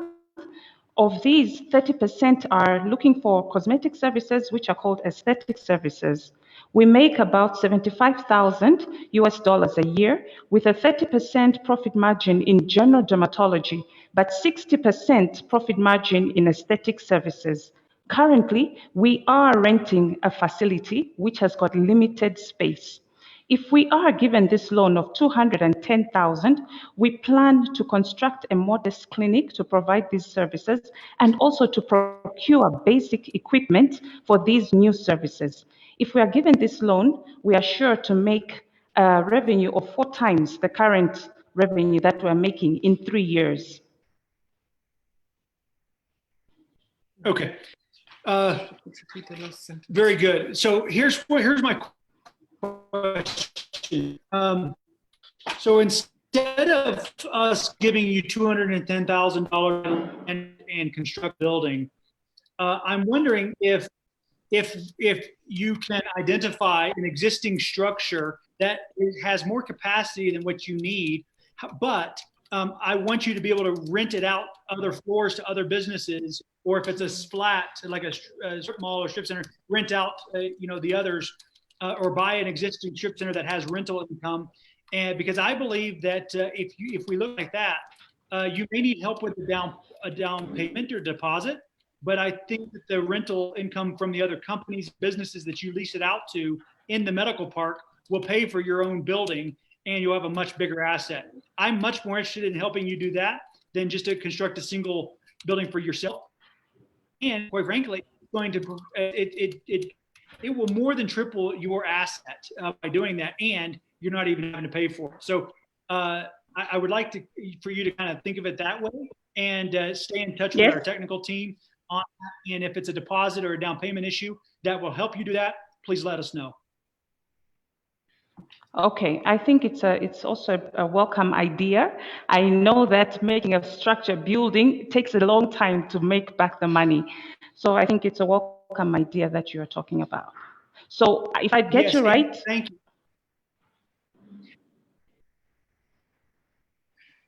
Yes, and Dr. I would say as well that you should think of the other businesses that you're going to want around that will support bringing in clientele for you. You know, so think about other types of businesses who already have potential clients for you, and that's the kind of people you want in that building. And you may go find where they are currently and realize that some of the buildings that they're in might be for sale. And don't be afraid to ask them if they will sell it to you, even if it's not actually for sale. okay, so so we should buy an already established building and rent the rest out. Yes. Or rent yes. part of it. Okay. Yes. Okay. Yes. Okay. I Yes, get indeed. it. All right. Very good. Very good. And you know, we'll be in Malawi in Lilongwe in February. And I know you're doing biology, but medical and skin clinic. But if you have any massages or facials Yes. or anything like that, we may need some pampering before the big event. Yes. Please, you're welcome. All right. Thank you so much. Thank you. Thank you. Yes, thank you. Is this a next or is this the same house? Bruce? This is Bruce. different one. Which of the rows? There was an earlier one. Steve, do you understand where I was going with that? Yeah. Yeah. That's a great business. I want to invest in it. I just not the way it's being. Yeah. That's really and she's open-minded, so that's a good thing. To restructure. And that's You see the good thing Yeah. in Malawi, land is still cheap, and then access to existing property. It's not as expensive. And you know she's branded Dermatologist, 18 million. You get it. Yeah. Absolutely. Yeah. Hi, welcome, Aunt Rose, Waste Management. Yes. Please proceed. I am Rose Antonio, the Managing Director of Antros Sanitation and Waste Management. I'm here presenting and talking about the provision of quality sanitation and waste management facilities in the Lilongwe city, here in the capital city of Malawi. The project intends the construction and maintain quality and accessible sanitation and waste management in the strategic places in the city. $4,200 is the potential revenue per year, and 60 to 80% is the expected profit margin as the entry mark. I will need $18,000 as an additional capital to boost the vision of reducing waste and sanitation challenges present, and combat environmental degradation caused by lack of such facilities. And I will need a debt funding. Thanks for your kind attention. Thank you. A question for you. So I want to make sure I heard you correct. First of all, do you have any revenue right now? Are you doing any revenue?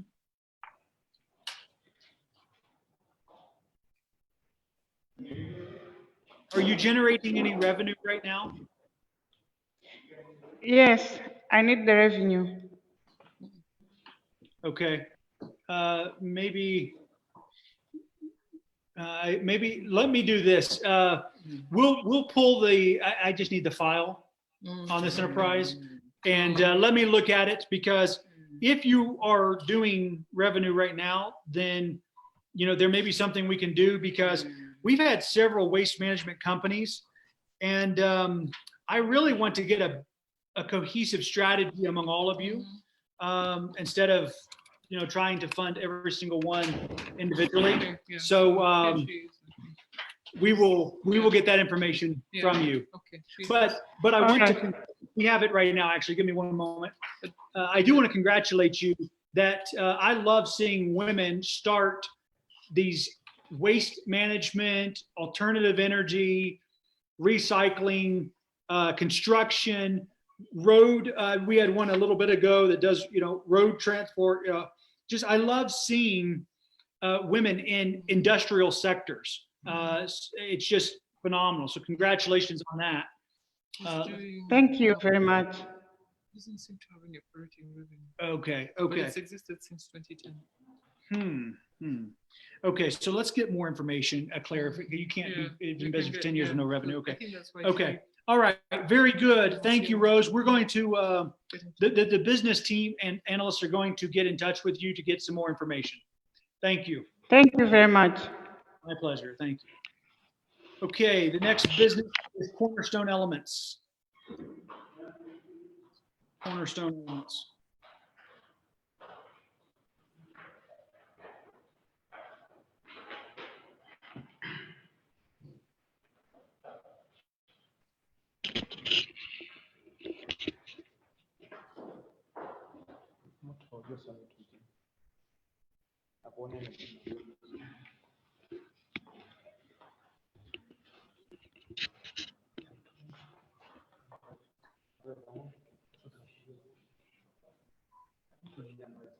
Okay. Hi, Duncan. Are you with Cornerstone, Duncan? Hello. Hi there. Yes, Please Cornerstone kindly proceed. James. Sorry. Kindly Okay. proceed.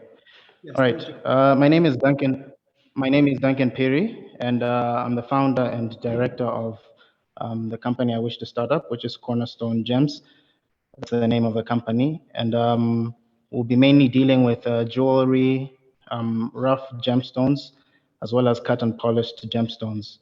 So I expect potential revenue of $46,737 yearly at a profit margin of 42.6%. And the amount that I'm hoping to get is $73,796. The type of funding I'm hoping for is equity financing. So that's about the company in a How would you nutshell. spend $72,000 in that business? Excuse me? How would you spend $72,000 in that business? Okay, as an initial investment, I would buy rough gemstones, and I would have them cut and polished. I would have them mounted on jewelry such as earrings and pendants. So you're wanting to start an entire jewelry business. Are you a jeweler? Do you have all the certifications? Yes, I have a trading license that allows me to buy and sell semi-precious stones in Malawi, and I've actually had experience in exporting them as well to Botswana and Namibia.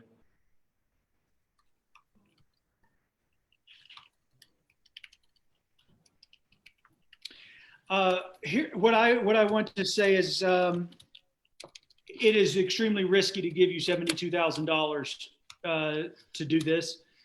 What's not risky is a much smaller amount for you to get some stones. First of all, I actually think a credit insurance or somehow some kind of a credit instrument that is against inventory or something along those lines, because when you're into the diamonds and the precious stones like that, that all of that's already insured anyway. All jewelers have that for their stores. Yes. They don't keep $1 million in inventory just sitting there without being insured, and they didn't pay for it outright, just like car dealerships don't pay the full price for all the cars to sit on their lot. Yes. So I don't think it's a good idea to try to buy this stuff outright and then resell it.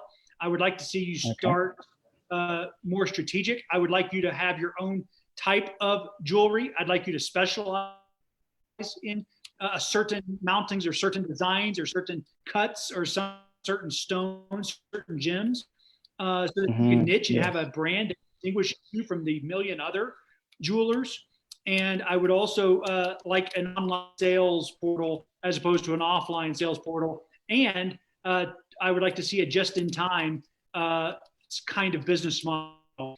Even the established jewelers in the United States, they very, very limited inventory. And in fact, I recently bought a very expensive engagement ring, and they had to order the Congrats. diamond in for me, and got the diamonds. They actually got several diamonds in for free for me to choose which one I wanted to go into the setting. Okay, so the only thing they really had was settings, and then they had fake gems. I think I've lost you. Yeah, we lost you, Dr. Rollan.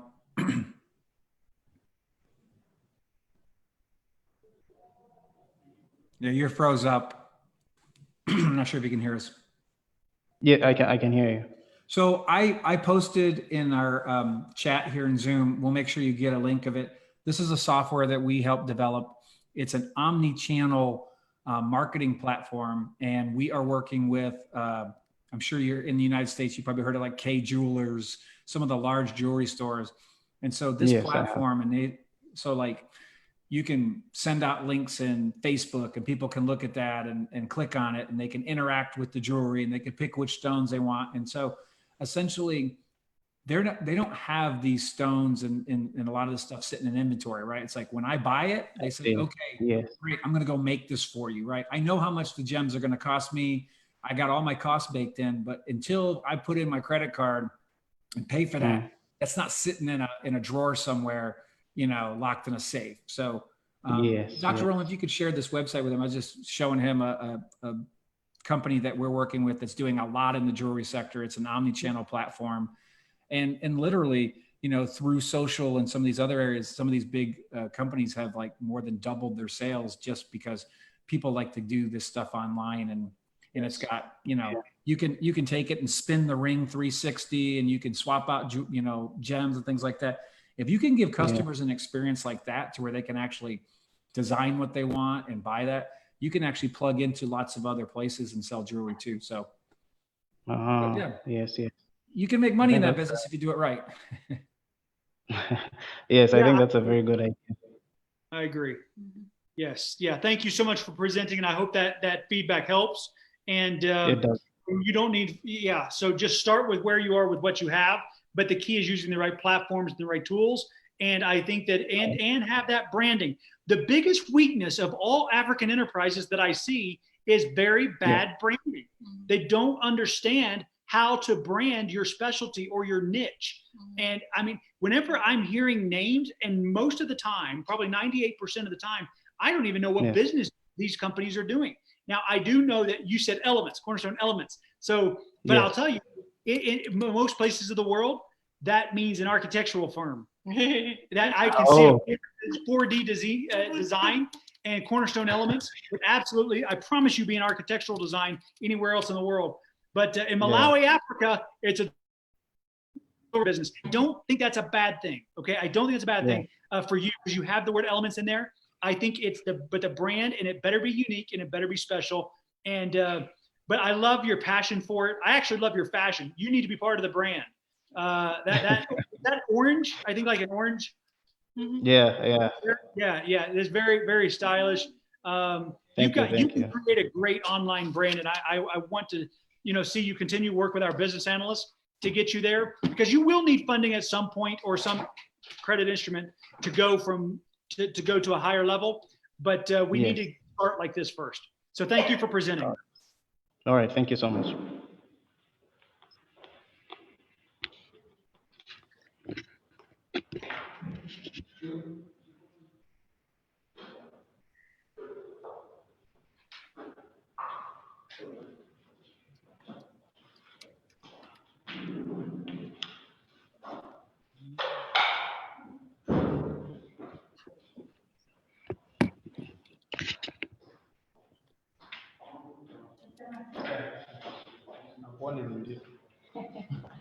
You asked them to have them on deck so that we can move faster.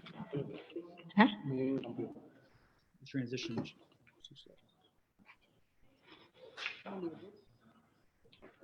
Good afternoon. Hello. Yes.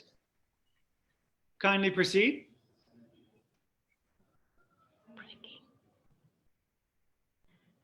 Can you hear me? Yes, ma'am.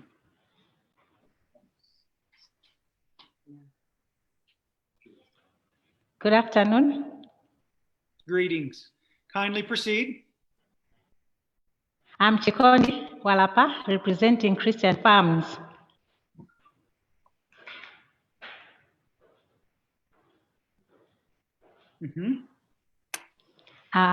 Christian Farms is about doing pig farming consistently and intensively, supplying pig pork meat throughout the year. That's the idea behind Christian Farms. Okay, how many pigs do you have right now? Right now, I've got 9, which How I many started as subsistence. And how many pigs do you want to grow to? Do you have space for? I want to grow to 30.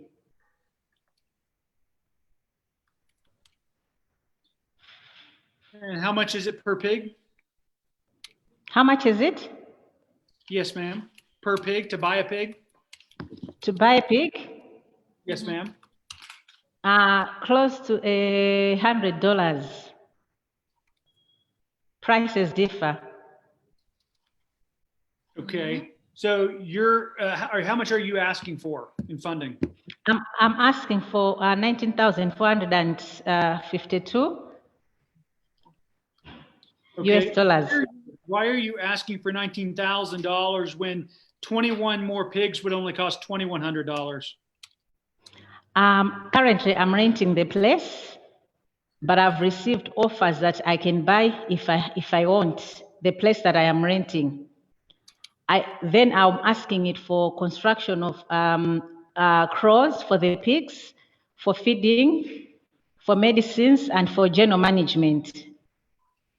So much of the money would go towards construction and feed. And is it the same there as it in other places where pigs are about a 3-month turnover? Come again? How do I ask this? How long does it take for you to grow the pig before you can sell it? 6 months. If I want to sell the whole pig, but if I'm selling winners, it's 8 weeks. If it's what? Winners, WEANER. If I'm selling them for seed. Yes, yeah. Yes, yes. So where is she going to? So what is going to be your focus? My focus? Is it on I'll sell winners, but if it happens that they are left, obviously I'll have to grow them to sell them as for pork. If some are left, obviously they'll have to proceed to be sold as live. Okay. Yeah, I'm going to put some thought into this one because on the surface, it's great that you have 9 pigs. The fact that you can stay where you are and grow to 30 pigs, I would rather see you get the revenue for your business up and then buy it, as opposed to trying to buy it and then get your revenue up. So I would be interested in helping you grow to 30 pigs and doing that with the least amount of construction and infrastructure that is required, so that you can, and then 6 months down the road, after you've been able to turn that over once, and continue buying the wieners and the small ones to grow them, and then look at how to acquire the real estate. Just like you might have heard the dermatologist who has been in business for several years, in renting and growing, and then now moving into, wanting their own space. But even then there's a strategy for that. So I definitely think that the answer is to grow first and then focus on real estate. Okay, Dr. Rollan, just a minute, just to take you back to my Zoom meeting we had at first, how I started it. I said that I got the pigs from my the guy who works for me in the field, because he wanted to pay school fees for his children. He's the one who introduced me to buying pigs. Now, when I realized the business, I started researching. I had brought from him without an intention of being big. But then when I brought from him and I started researching into the whole business, I saw that it's something that I can do commercially on a bigger scale. So the ones that I'm talking about are the ones that I mentioned on the first Zoom meeting, how I got into the business. But then when I met you, I said, wow, with the funding, I think I can do something big. That's how I'm coming in. Otherwise, I had no idea. But then how I got into the business, that's why I'm having those ones, and they are local. I'm going to sell them as live animals, and I've already started. So for the money that I'm looking for, I want to start something like afresh, even though I'm saying I already have. I had briefed you on my first meeting we had on how I got into it. That's why I have this, but then as a business, as a commercial thing, I wanted something consistent, something big, something professional. That's how I got into looking for such kind of funds. That's how I got into the business. Yes, okay. So the ones that I have now, they are local, but the ones that I want to do, they are exotic, and I want to do them like professionally, like a real business, not how I got into the business in the first place. That's how I explained in the first meeting. No, I understand that, but I'll tell you, you said something that is something that every entrepreneur, and this is the hardest part for first-time entrepreneurs to understand. And this is not, trust me, this is all over the world. This is Australia, Europe, and the US, Canada especially. I mean, it's South America. But management and salary should hardly ever be a part of startups. I mean, that's just not even an acceptable expense anymore. You don't get funding for that. Nobody cares. They feel like, and that you should keep your job and grow it incrementally, grow it as you can, until you make that leap to full time. And part of the reason is it forces you to build the business without using the money for your own living expenses. If we gave you $19,000 and 30 pigs, you would you would have to use the money, because you're doing it full time, for living, use the profit for living expenses, and you'd never be able to grow. But if I can help you take that profit and not use it for living expenses for 1 or 2 cycles, only 1 or 2 cycles, then you will have enough money to keep buying more pigs and growing, and using the other half for living expenses. And then if you want to scale your living expenses back and hire a manager or hire somebody to do the work, then part-time or only as needed or something, then do it. There's a big gig economy where you only pay for when you need them to do something, right? So anyway, that's kind of our feedback at the moment, but I thank you for presenting, and we'll take this under advisement. Thank you so much. Thank you. Yes, thank you.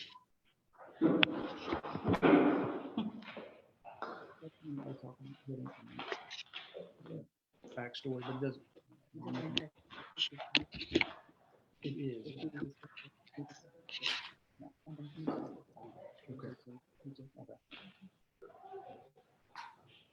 Greetings. Is this Metma Academy?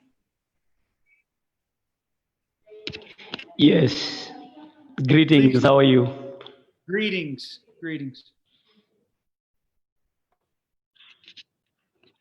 Yes, my name is.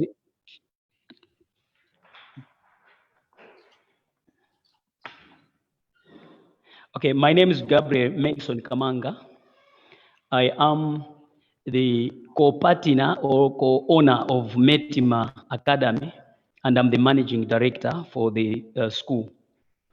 The project is about extending the existing school because we have the nursery and the primary. So we want to have own structures for the nursery. And then major part of it is to construct a full-fledged boarding Metima Academy that is for girls. Currently, because we had only opened for 1 term, we managed to realize a revenue of about $10,000. That is about 7.4 million Malawi kwacha. So in terms of profit margin, we haven't made a profit because we were expecting the full enrollment of learners, but because of the COVID, this has curtailed. But however, we are still spending in terms of keeping our staff. We have made sure that we should sacrifice for that. But the potential margin of profit margin or percentages when we are fully fledged with this school with a full enrollment, we are looking at around 65% or so there.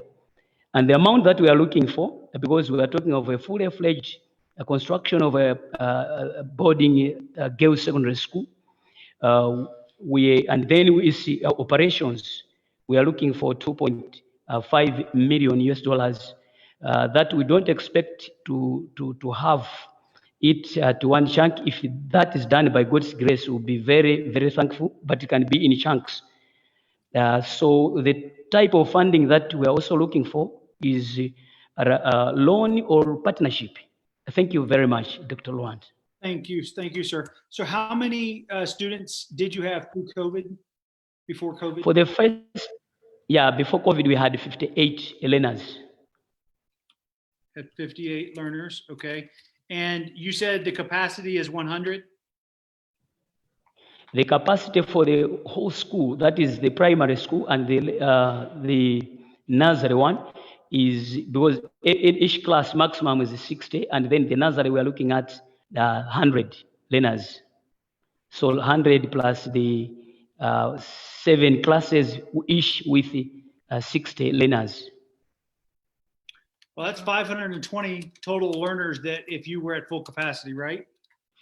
Exactly, Doctor. Yes. And how much do you charge per learner? Currently, we are charging 120,000 Malawi kwacha. Okay. I think that's about 162 US dollars. Okay. And is that per semester or per year? That's per semester. For the semester. Okay. Yes. So we have 320.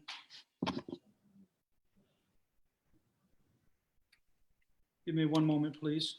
320.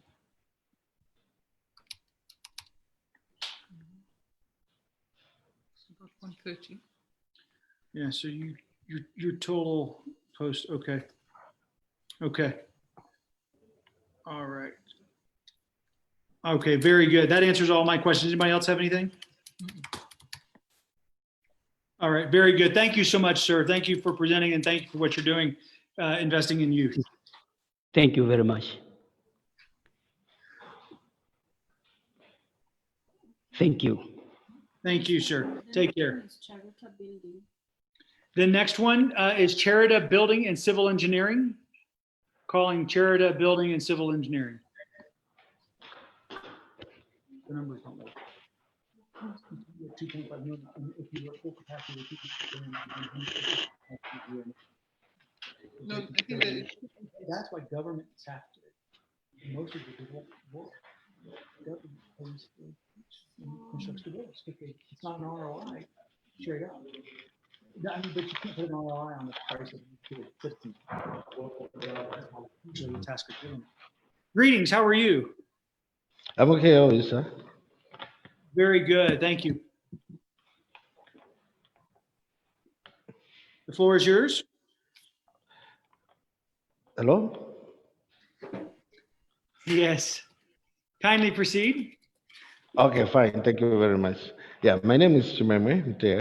I'm representing Charuta Building and Civil Engineering Contractors. I've come here to present a project which we've called Charuta Housing Project.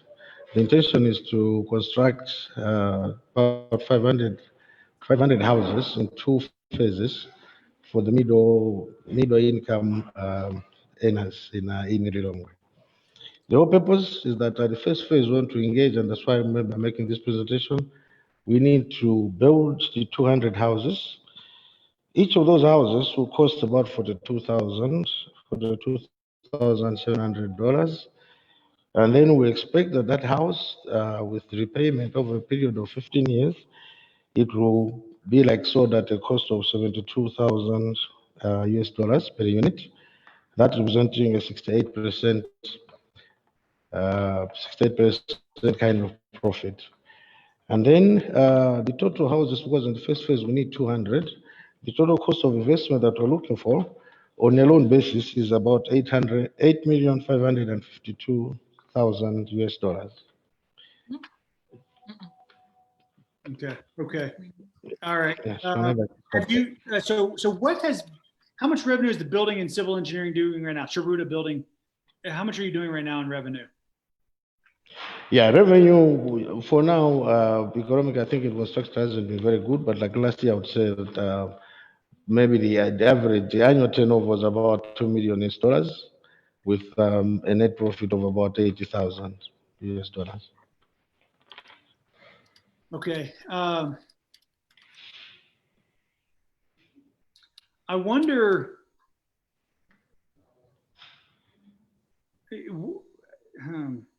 What is the? Is there a? Why are you getting into the general contracting side? I mean, I guess you are. I mean, you've always done a little bit of that, but is that more profitable than the civil engineering? Yeah, the major challenge that we have with our economy is you see that most like our projects we've been doing civil engineering. It's a small to medium enterprise company in Malawi. So we're doing that on mostly doing like primary schools in the rural setting and whatever. So these have been very small projects. So, and over the years, we'd see that it has been a challenge maybe to get some of these years because of the economic situation and so forth. So for us, we want to engage on this project.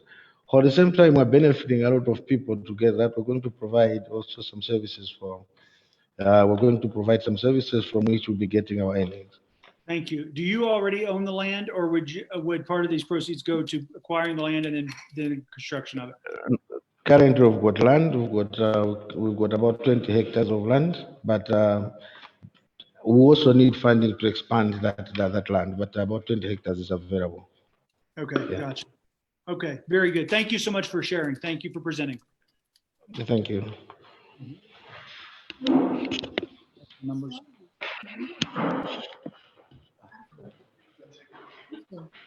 Oh, the ants. Yeah. You were telling me the numbers were off, right? No. I believe we're here. I stand here. And they don't even do it. They're very small. Hi, greetings, enterprises. The enterprises. Yes. Good afternoon, Dr. Rollan. Greetings. Good day. Yes, I am the managing director of the Ants Enterprises, and my name is Nancy Liamlozi. Nancy, in short.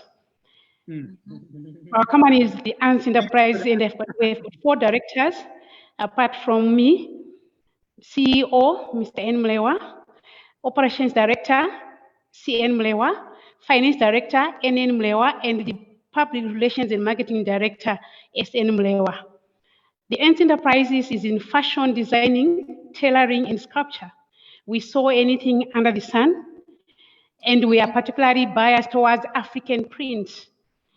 We also sculpt according to taste and purpose, using metal, wood, and stone. Given the ability to manage the company, it is the ability to raise $165,000 US annually. In the first year, we are going to break even. In the second year, we are going to raise about 25% profit margin, rising up to 35% in 3 years thereafter running, and to up to 40% as we grow. We are looking for a debt funding to the tune of $140,000 US. 200. We are going to be 140,000. 40,000. Okay. 140,000 US. Okay. Which will be used to build a unique African village, which is going to produce all the items in sculpture and tailoring and design, and also going to train sculptors, tailors, and fashion designers. The money is going to be used 20,000 to buy 2 acres of land, 100,000 to build the unique African village, 20,000 to buy factory machinery and office equipment. The project owner is going to contribute 11,000 US dollars, which is going to be used towards operations cost and other startup costs.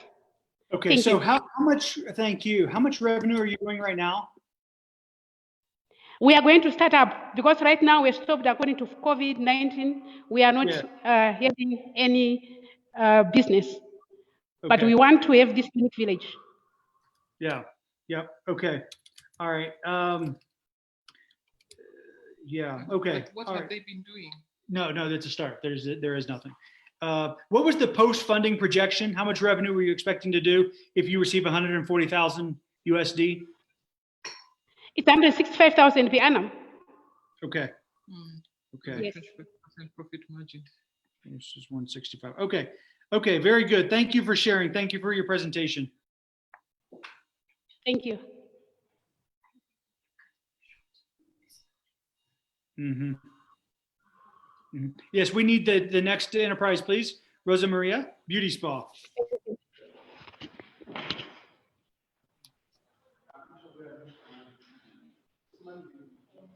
Yeah, someone just keep time. 3 minutes, 3 minutes, and just hard stop.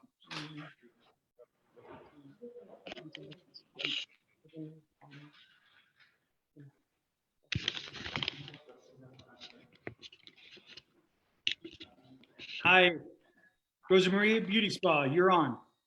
Yes, thank you. Afternoon, ladies and gentlemen. I'm Karen Kamkwani. I'm the CEO of Rosa Maria Beauty Spa. Rosa Maria Beauty Spa is a one-stop shop beauty spa which provides all the beauty services under one roof.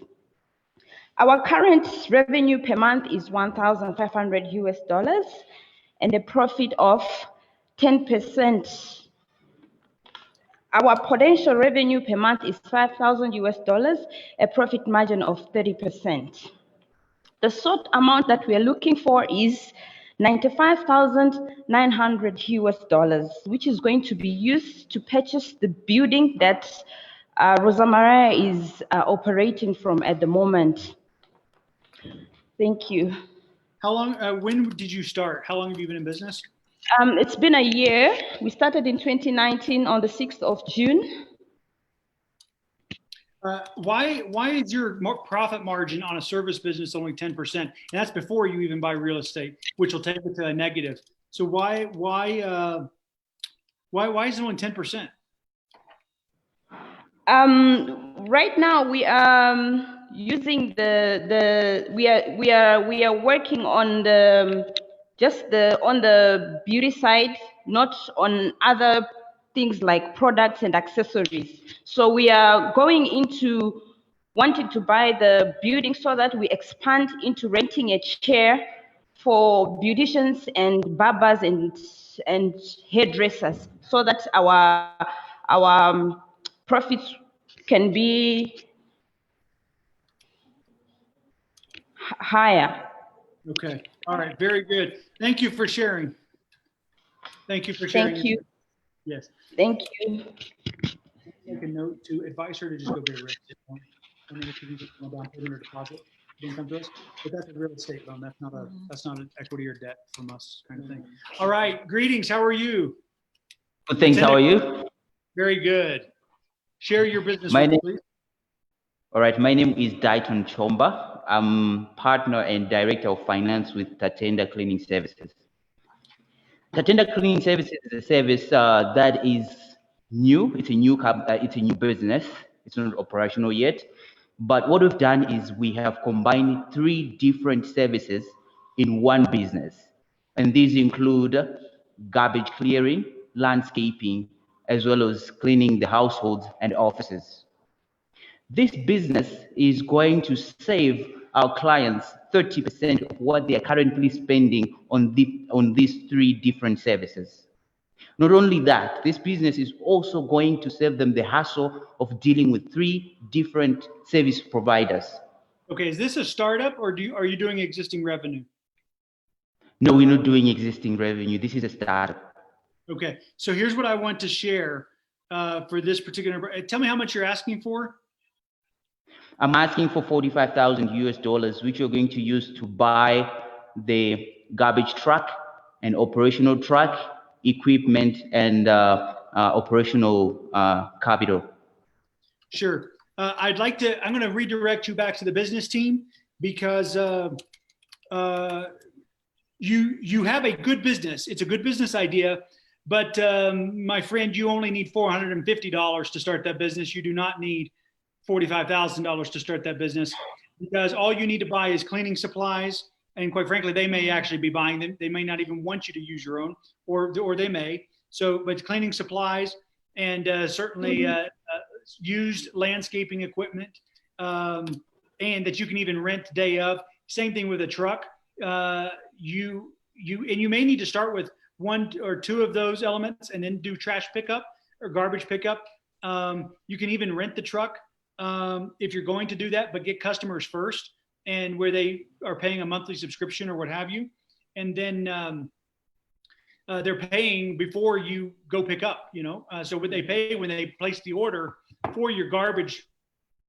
And so there's going to be a time period where you have to get a crunch period where you've got to get a lot of garbage customers in order to make that financially feasible, because you can't rent the truck if you only have 2 garbage customers, right? So, but if you only have 2 garbage customers, you're going to be using a friend's pickup truck to go get the garbage, not a garbage truck. All right. So I think it's a great business. I got to tell you, I love service businesses in the service sector. So please, please, please do this. I agree. 1 vendor is better than 3 service providers.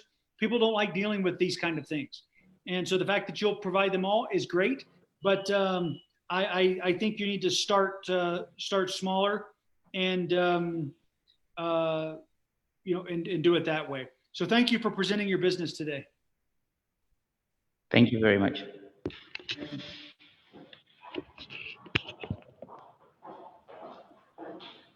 Very good. All right, next up we have Tashkar Nursery and Primary School.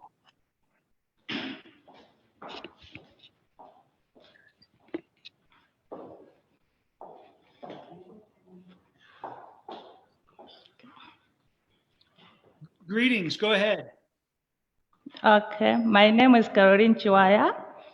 I'm a founder and executive director at Tashkar Nursery and Primary Schools, which is located at Lilongwe Area 25. Tashkar Nursery and Primary Schools has 67 kids between the age of 6 months and 7 years for now.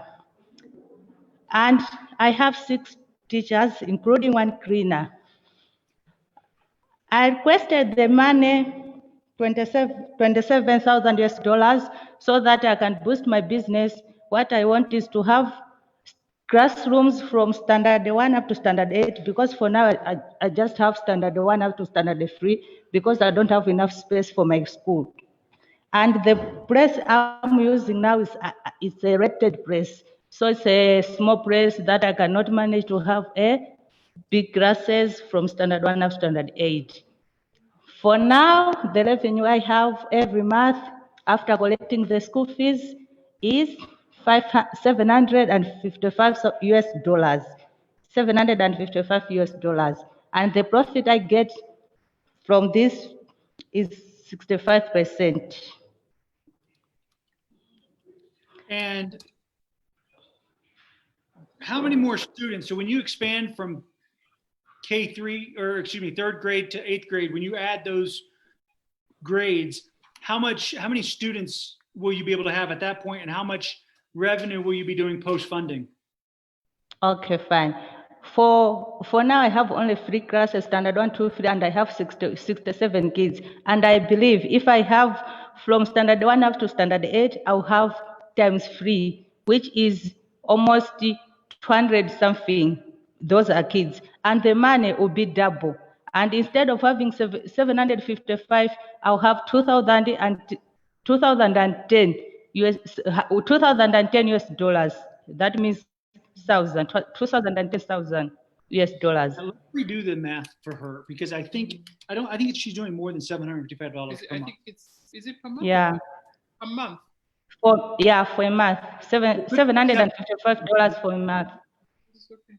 $700? Yeah, a month. Not per, yeah, You see not the per rest child, of- for total. You see that for a total, they're 14 per term. Wait, so you're telling me that you only charge $10 per student for the whole month? Yes. Okay, all right. So It's 120 per annum. my goodness. So if you tripled the enrollment, I don't understand how you would only double the sales if you tripled the enrollment. I feel like you would triple the sales as well, right? Because you're not going to lower the Okay, price. yeah, because we have a nice school, a beautiful school. Now I'm doing it's a small amount, but when I have a beautiful school, the amount will go higher. It will never be so. It will be double because the children will be more enough and I will be see what you're many. saying with double. You're saying you're going to be able to double from $10 to $20 per student. No? You should double the Yeah. Yeah. Yes. Yeah, no, that's what you were saying, because you can't triple the enrollment, keep the price the same, and only double the sales, right? So you're tripling but if you're doubling the enrollment fee from $10 to $20, and you have triple the amount of students, that's where this could start making, some sort of sense. She needs to review her business plan. Yeah, so let me just do some quick math here. So post funding would be 230 learners at $20 a month.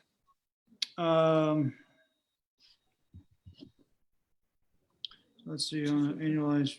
It's $24,000 annualized revenue. Yeah, so about 24,000 a year. Okay, very good. Thank you so much for presenting. Thank you. Thank you so much.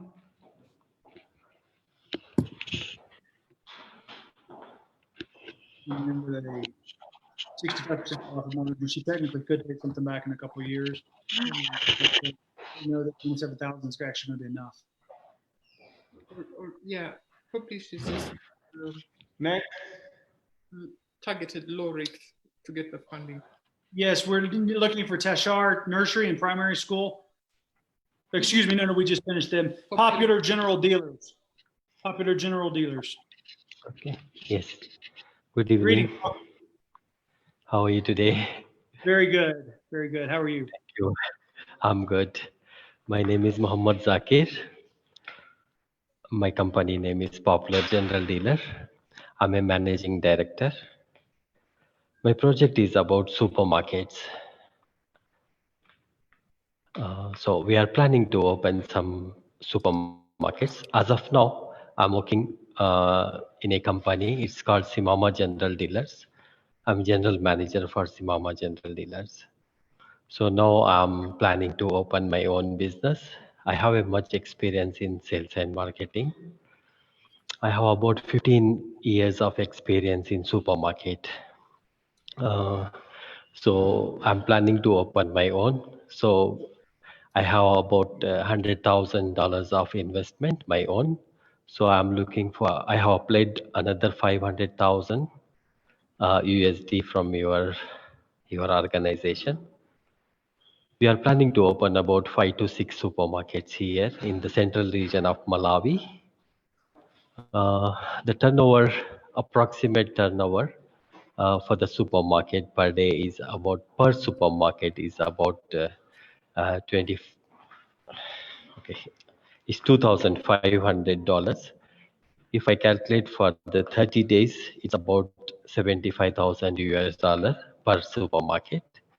So we are planning about 5. The total turnover for the month is about 375,000 US dollars. So we are expecting margin on the local products is about 20 to 25%, and the imported products like for imported products is about 30 to 35% profit margin. If I remove my expenses like overheads like rentals, water, employees and all, so we will end up to 20% of profit margin from the turnover. So I have requested for 500,000 US dollars. That's What is that based going towards? What's the 500 going towards?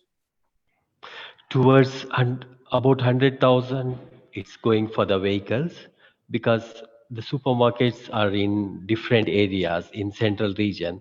Like I can say we are here in the central region in Lilongwe. So we are planning to open one in Cheu, is about 150 kilometers from Lilongwe. The other one in Chinji is about 110 kilometers from Lilongwe. So these are the distance. So we are planning to buy some vehicles and for the stock also. Each supermarket Let me we ask are. this because we're running out of time. I want to just put out there, maybe circle back with us. I want to see the viability of buying a small existing supermarket and starting with one and you converting it to your brand and improving it and running it. So find one that's not performing very well and do an acquisition and purchase that as opposed to just trying to start something brand new and then end up converting them as you go.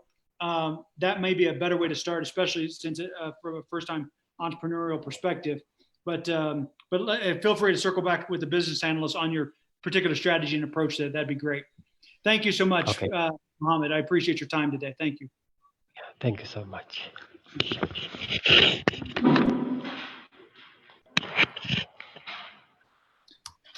Steve, what you think about that? I don't know. Seems to be looking for money for stocking. He has to stock 5 No, he wants to buy. He wants to buy needs to start acreage one first. at a time. And then it's for land, and then it's a whole thing. And supermarkets are very low margin. Yeah. He needs to do one at a time. Agreed. And I don't think you should go from the ground up. I mean, that's a whole skill set. I mean, there's all these competing skill sets, and we're peak. Go ahead. Hello, this is Robert. Okay. Okay. I am Kelvin, and with me is Daniel and Kondwani.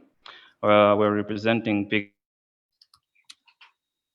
charcoal briquettes. As you know, in the world, exposure of carbon, which is being emitted, and across Malawi, there's high cost of energy in the form that 4% goes to electricity across urban areas. 50% is used by firewood. Excuse me, just if you would please tell me if you're a startup or if you have existing revenue, and if existing revenue, how much you're doing. Well, we're a startup. We're not. Startup? Okay, and how much money are you requesting? We're requesting for £50,000 with a 15% equity stake in the venture. And how much is that USD? 15,000 pounds. 50,000. 15,000 or 50? 50. Oh, Oh, he said 15. 60, about $60,000. Okay. Yeah. Okay, and how would you spend that money? How we would spend that money? Can he answer that?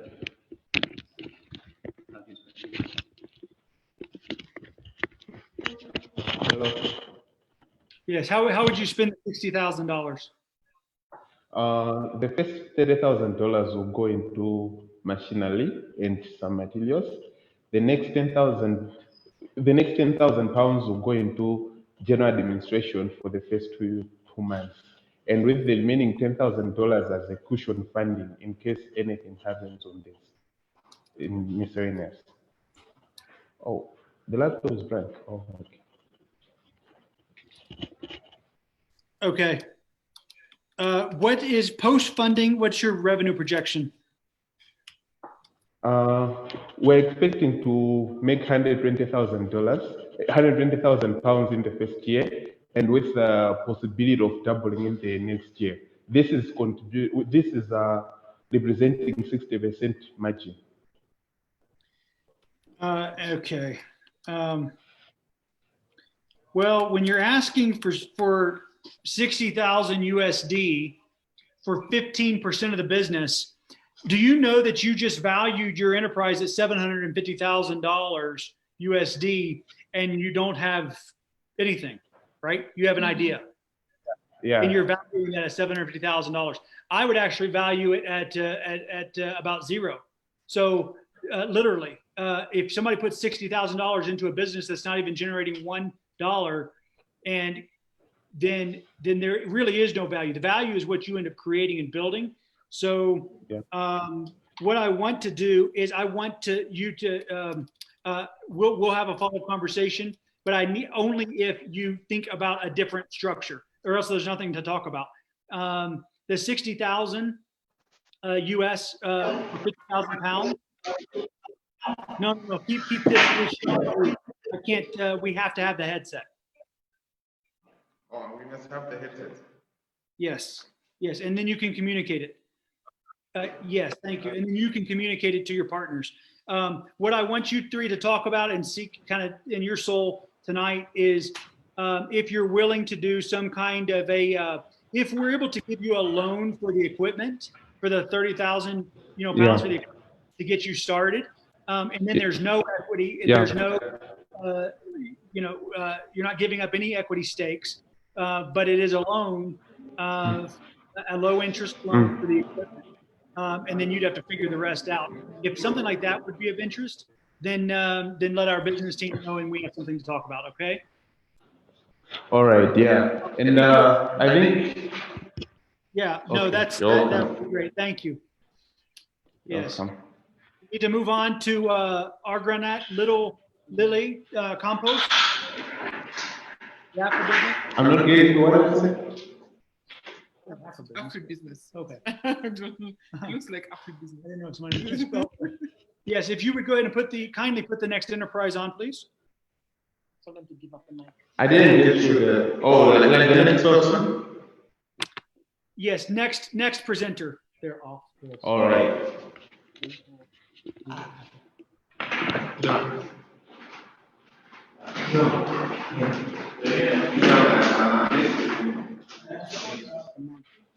Okay. The headset.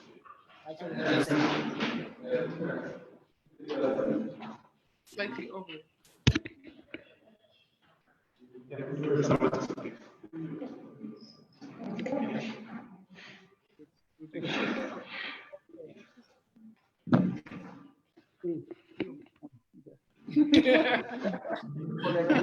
Thank you. Thank you.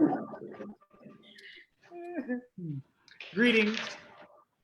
Greetings. Hello. Hang on. Please, can you have them make it to where your sound comes to the headset? Hello. Is that sound needs to come through the headset? Sound.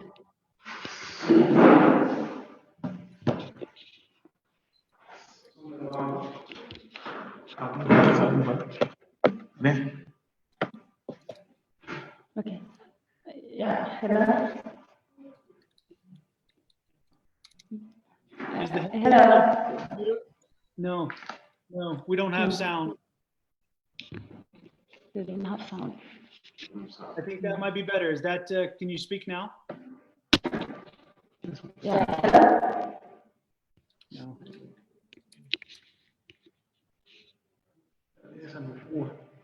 Yeah. Hello. They can't hear the sound. Can you hear me? Yeah.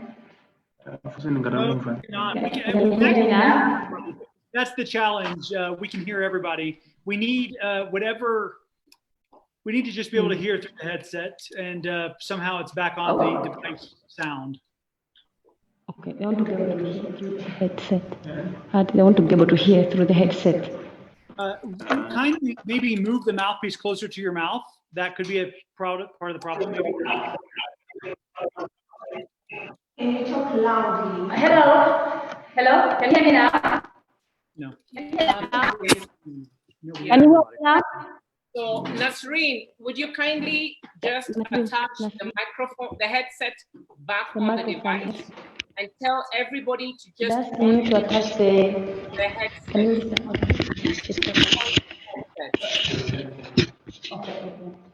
Hello, hi, Yakan. Yes, so I think when the others moved the headset off, it affected the setting. So let us continue to use only the headset for every presenter, even if they're groups. Let them just have one person speak at a time on the headset and maintain this. Okay. Okay. So it was Okay. All right. a lot of background noise. So if we can just get it back to a good setting, then we'll be okay. Is that okay? Okay. Okay. Super. Everybody should use only this. Don't remove it, don't anything. Even if it's the way. Yeah, okay. Hello? Can you hear me now? Hello? Yes. Is that okay? There's still background noise. Just speak. Hello? Yes? Yes, just introduce Okay. yourself. Go ahead. Okay. Yeah, my name is Lilian Kanjata. I'm the founder of Really Organic Compost, and I make organic compost. I'm operational at the moment. Can I go ahead? Hold on, please. There is still some background noise. So I need ask the screen to check the connection again, and then we can get that. You see, you must press the connection. Must press the connection. Hello? Can you hear me now? Give us reading. Should I give you back the headset? Or? Yes, Nasreen, can you hear us? Give Nasreen the headset. Can I give you the headset so you can? Yes, give it to her. Hello, Nasreen. Thanks. Kindly just get the headset connected back to the original setting because we have hearing a lot of background noise, so we cannot be able to hear her. Yeah. Okay, the background noise has gone off. Can you just switch off your devices? Yes. Okay. All right. So I'm going to give her back. And then let's maintain the headset. Thank you. Yeah. Hello? Yes. Thank you. That's great. Hello? That's great. That's good. Okay. I can go ahead? Yes, please go ahead. Okay. Hello, I'm Lilian Ganjata. I'm the founder of Lily Organic Compost. I produce organic compost. I'm currently operational. I plan to make $2.2 million a year, seeking 187,000 US dollars. I'm looking for equity funding, and the gross profit margin is 97%. I also am a founder of Agronet. It's an agricultural trading platform. Everything is also underway. I'm looking to make $1.7 million a year, and I'm looking for $100,000. The gross profit margin is 53%.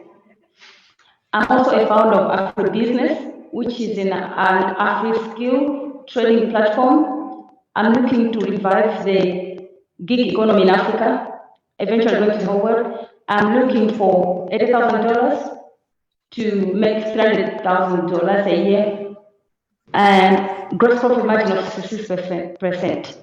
Thank you.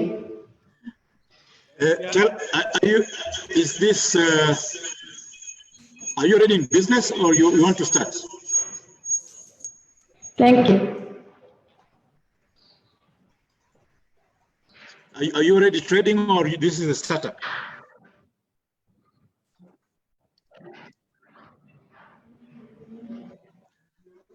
It's frozen. Okay, here. I'm already in business. Yeah. Okay. Let me ask this because I want to back up on a couple issues. You've got two businesses going on here. Three. So I need to know, which one do you believe in the most? For living compost, I'm already in business. For Agronet, I already started operating. For business, is a startup, but I'm already on. Okay, here's what I would like to do. Number one, their mic is still Hello? It is not on the headset. Yes, here's what I would like you to do, Lillian. Okay. I want to say that Lily compost, I like the idea. And I don't think you need 187,000. I don't think you're going to do 1.7 million in candles alone.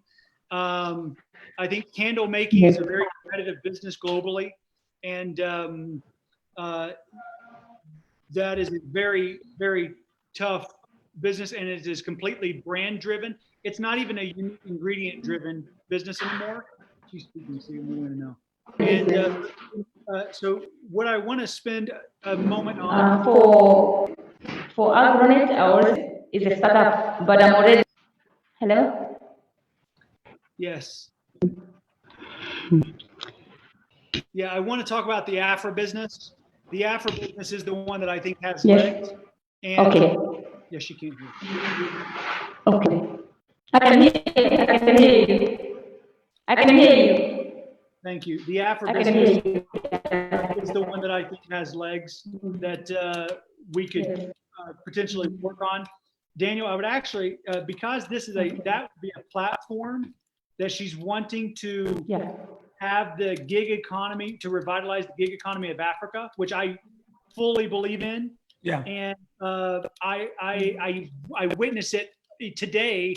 I just am in awe when I'm being transported places at the gig economy in Africa. It blows my mind and I love it.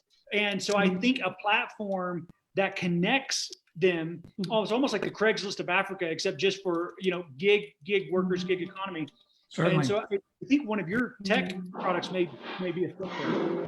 Yeah, I'd love to chat with her. It was sorry, it just it was really hard with the echo and everything. I didn't really get much of her presentation at all. So yeah. Let's we're going to table that one. We're going to fix the audio. We're going to take a pause here until the audio is fixed. But Daniel, let's look at that one only for the Afra business. Certainly. What was the name of her company? Yeah, Afra business. AFRI business. Okay. So she is line 34 on the spreadsheet. I got you. So it says AgroNet. Okay, Afra business. There we go. Now that's the problem, Daniel. She had 3 businesses. She had AgroNet, Lily Compost, and what does Katisha say about that? She's going to have to hump down to 1. First 2 and focus on the 3rd. Yeah, agreed. Okay. Yeah. Okay. Yeah, I'm already doing the lead organic compost. Okay. Thank you. If you'll please turn it over to the host, not to the next Thank business, you. but to the host. Okay, thank you. Yeah, I know. Thank you. Well, they can still hear you because it's not hooked up to the headset. Okay, Nasreen, can you assist, please?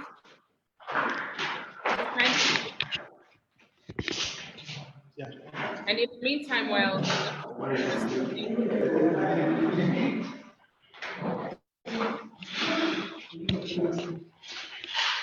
could you give the headset to Nasreen, please? Could you give the headset to Nasreen, please? Nasreen.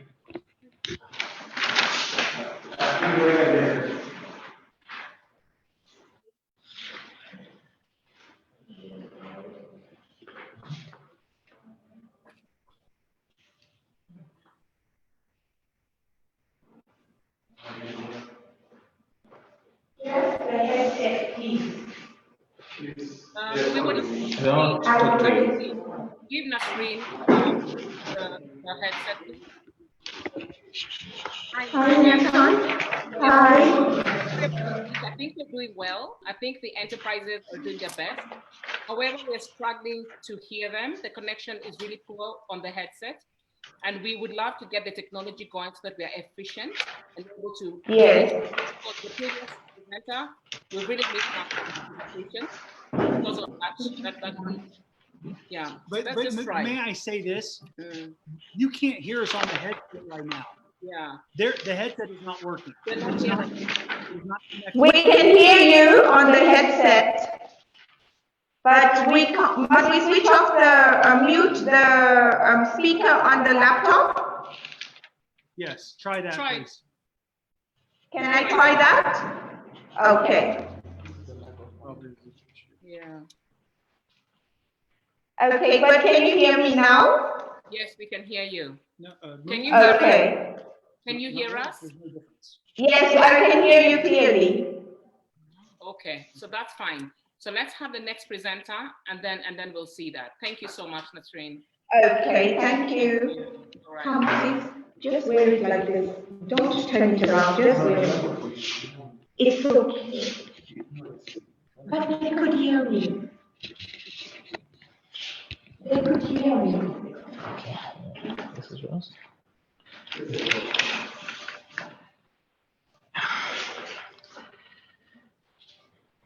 Please proceed. Okay, thank you. My name is Brian Moloko, and I'm the project manager for Empowered Technologies. Our company is seeking a loan of $105,000 in order to grow our large format printing business.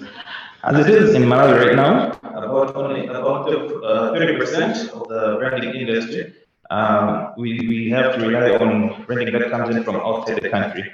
So this is the main problem because there is an availability of large format printing technologies in Malawi. If we are to be successful, we are going to grow our revenue to about $80,000 in a year, from $7,000 which we did last year, but then we'll maintain a profit margin of about 30%. Our plan is to acquire 2 large format printers, one of which will be able to take up at least 10% of the expenditure that is made for printing for materials outside the country. Thank you very much. Excellent. So let me get those numbers from the spreadsheet if we can. Okay, this is Empowered Technology.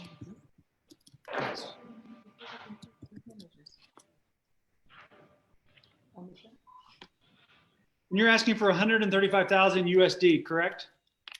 No, 105, 105. 105, okay. But they were not in the initial presentation. Okay, all right. Very good. Thank you so much for presenting. Thank you. One question, one more question. How much revenue are you doing right now? Right now we made a revenue of about $7,000. We made about $7,000, but you're doing $100,000 in sales right now? No, 7,000, 7,000. Okay, okay. Doing what? Basically, what we do is we work with other companies who are seeking marketing and ICT jobs. So we do signposts, media advertising, billboards, content development, and so on. Okay, yeah, so it's kind of a hybrid between a software reseller and a content provider. Yeah, I would really like to see you go deeper in the software provider, and then you don't need any funding. You just need to sell. So, and then keep, with content providers. We even had even things like what we're doing. I speak this weekend. People are doing the first export of an African docu-series. So I think from Africa, and that's got tremendous support globally from major players like the United Nations and Oprah Winfrey. And so I think you just need to focus on the software reseller, form relationships with companies with the type of technologies that your clients are looking for, and then take that 20% fee that you get or commission that you get on each one, and that's a recurring revenue stream. It's a recurring revenue model, and then it's just sales and service, and I think it's going to be a lot more profitable for you. All right. So thank you for presenting technology, MTech. Thank you. Next is, I'm sorry, I didn't hear the last part. We're ready for the next enterprise. Okay, all right, thank you. Thank you.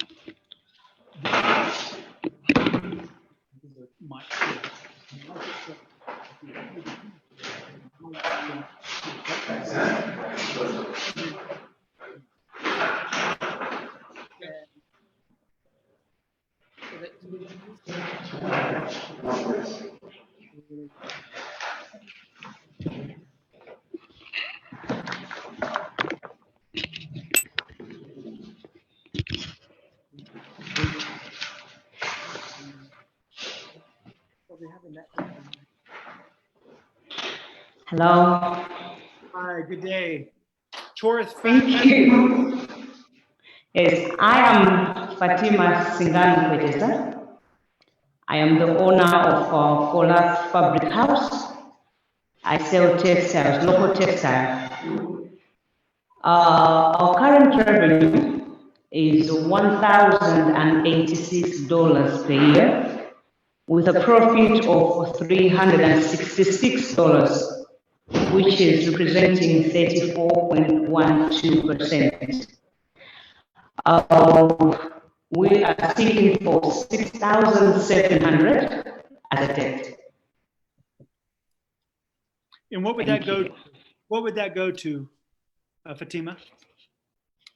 Currently, I sell from the boot of my car, so I do not have a shop, I do not have any stable place to do it. So that money is to help me get that place, increase the market share, because as I said, I'm using my boat. And we also want to acquire new customers through like innovative offerings, because now we're just doing the local fabrics, and we also want to broaden our product offering. So is by the having the $6,700, is that for rent on a place, or is that to buy more fabric? We're going to, it's for everything, for the rent and buying the fabric. Okay, and if we give you $6,700, how much revenue do you expect to do in the next 12 months? In the next 12 months, I think we should be talking about 12,000.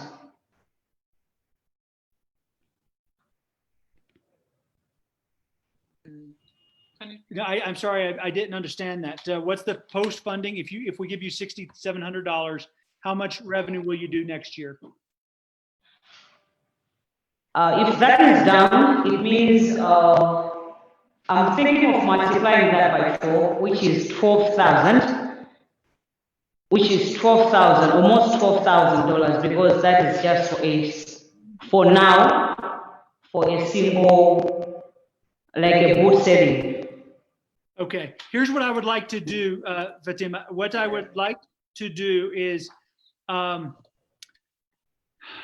want to see you win. Okay, I want to see you win.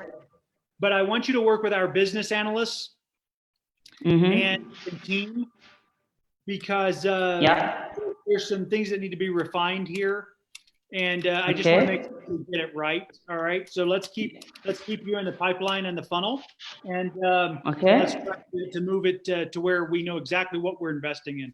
Thank you so much. Keep making the global textiles. Keep working on marketing and selling those. And we look forward to growing with you. Have social media presence? Yes, thank you All so right, much. thank you. Thank you.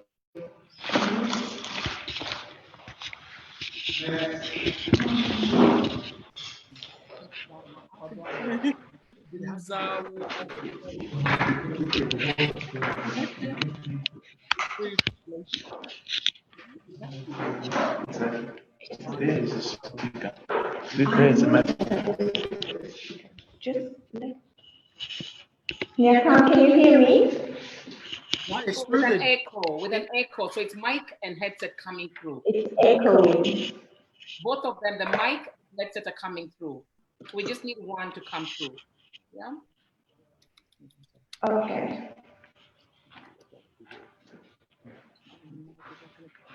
So why don't you reset it and just have the headset go in? That's what we did last time. Was you turn off your Zoom and come back into it, and then just choose the correct sound, the correct output. Yeah. I can't hear him. It's true. Why don't you reset Zoom and then come in and select it? Is it okay now? It's still echoing. Can we just try with the laptop speaker and remove these?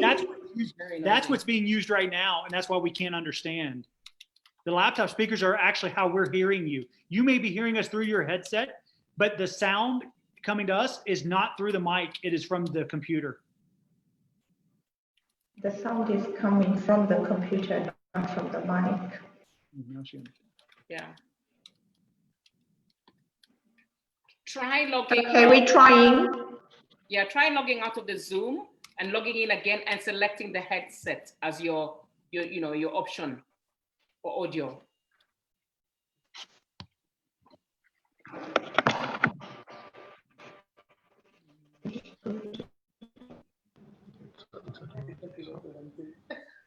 Is it okay now?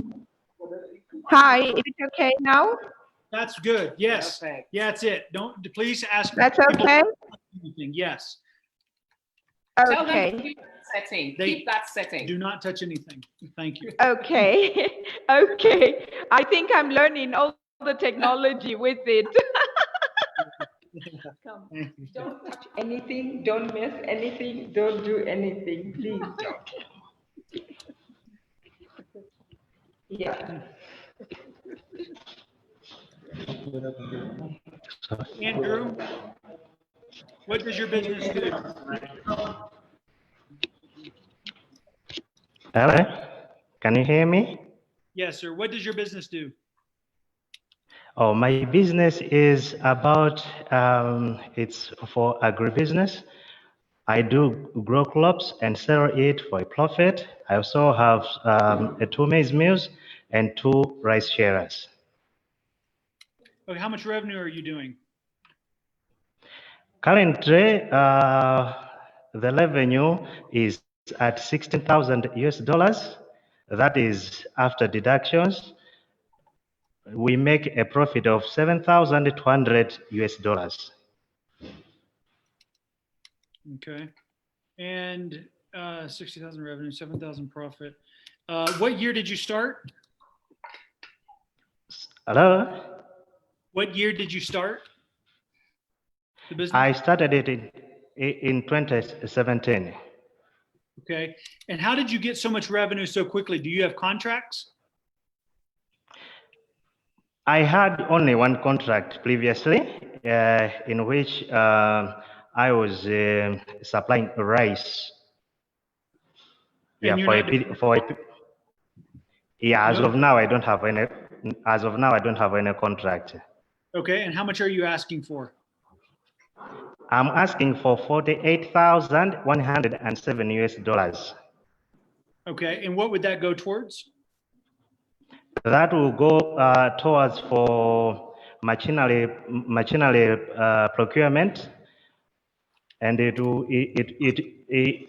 also go for structure development and expansions, operation cost, product development. How much is the equipment portion of that 48,000?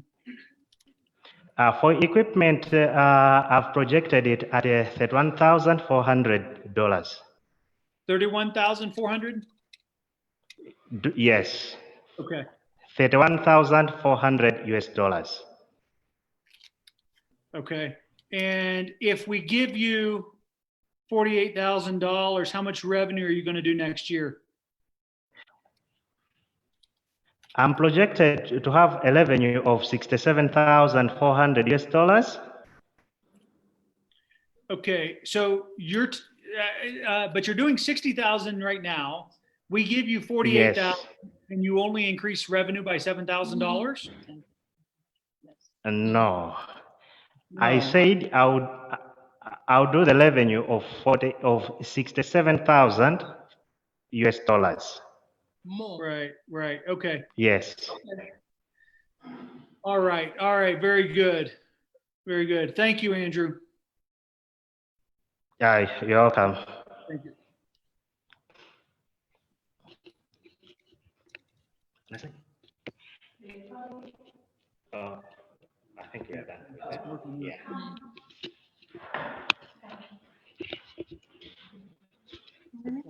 If they're all on. No, let's combine. Water zone drilling. No, not in that. No, we have. No, but in the list. I do this. Yes. Please proceed on water zone drilling company. Hello, my name is Kelly Nguira. I am the managing director of Waterzone Drillers. Waterzone, as by its name, it's a drilling company. We're into drilling business, and we started in 2013 after realizing the need in rise of access to clean water. So right now, Waterzone Drillers is using manual drilling method. It's called aggering. So it's doing well, but since Malawi is a small country but mountainous, sometimes we've got challenges when it comes to drilling in other areas if they are highly, if they're mountainous. So right now we make almost 45,000 US dollars. That's annual revenue that we make. But right now we are also we are sourcing out the funding, which is almost 130,000 US dollars. That funding, we just want to buy mechanized rig, so that we can meet the target market. Okay, are your customers recurring or are they one-time customers? Sorry? Are your clients one-time customers or are they recurring? So do people need multiple holes or just one and yes. No, they are recurring. It depends. It depends with the people you're dealing with. I could do our customers. We do with individuals, organizations. So it depends with the one you're dealing with. Mm-hmm. How many customers do you have now?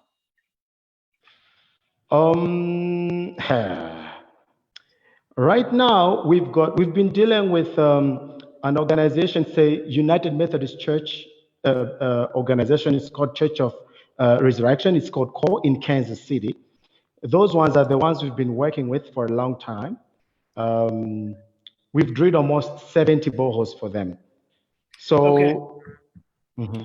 Thank you. So the last question is, how much do you project to do post-funding? If you get $130,000 or get your mechanized rig, how much do you expect to be able to do in funding?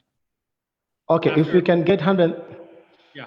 If we can get 130,000 US dollars, we'll definitely move from making 45,000 US dollars per year to a minimum of 90,000 US dollars per year. Yeah. Okay. We may be able to work something on this because of a different relationship that I have with a revenue share kind of model where we have you do a certain amount of drills for us. Okay. So let's, we will continue that. I mean, the numbers aren't that exciting, quite frankly. Spending 130,000 to increase 45,000, that's a long payback on equipment. However, we might be able to do something a little bit different, plus bring in more business. So last question, are you able to do, if we helped you expand, would you be able to drill for me all over the continent? We could arrange that. Right. I could do that, yeah. That's what I wanted to know. That's what I wanted to hear. Yeah, we like a good entrepreneur, you don't know whether you can or not, but you have the will to find out. So I'm willing to work with that. The truth is I've traveled a lot. So I'm saying that because every country has got its own rules. So I can say I can go, but then I don't know what that country needs me to do. So I cannot just say yes. Well, the other aspect to it is you may be able to source drillers at reasonable cost, and you'll know when they're bilking, taking advantage of outsiders or who are needing to drill. You may be able to know better drilling methods than what they're using. And I think, we need a drilling partner. And so there's something to talk about there. Thank you for presenting today. Thank you so much. Thank you. Okay. Thank you. I'm also presenting another one after this. I think we should not. We should not, okay. Yeah, let's just stick with that one because we really want just focused, only one person per enterprise. Yeah. Okay, sounds good. Yes, if we can go to, yes, the taxi company. This was the better. Okay, fine. Thank you so much. Thank you.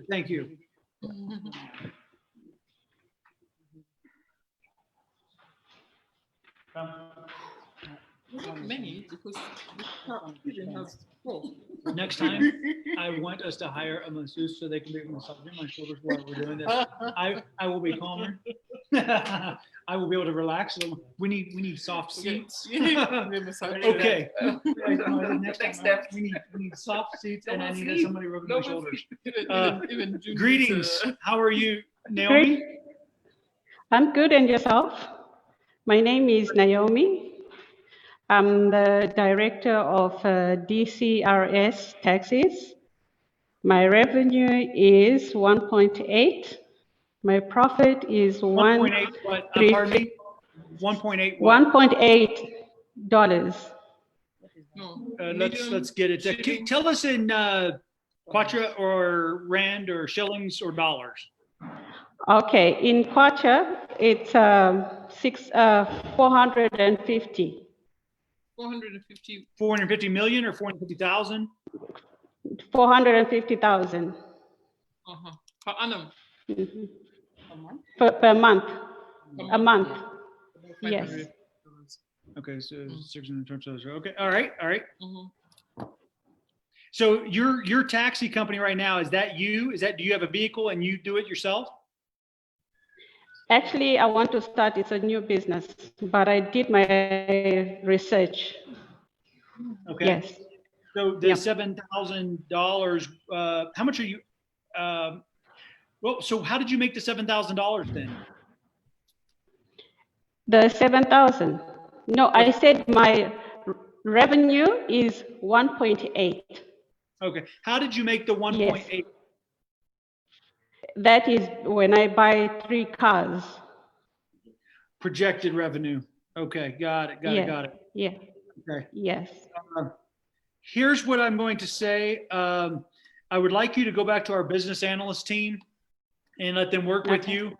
The only way to do this now is on a gig economy basis. You do not need to buy taxis and all these kind of things. What you could do is find a way to rent 3 cars whenever you have them booked for airport charters or for nights out or what have you. You can rent a nice car and then cover it that way. I think there's other ways to do it. Or if I don't know if Uber or a similar program is in Malawi. I know it is here in Kenya, but in another, it was in Rwanda as well.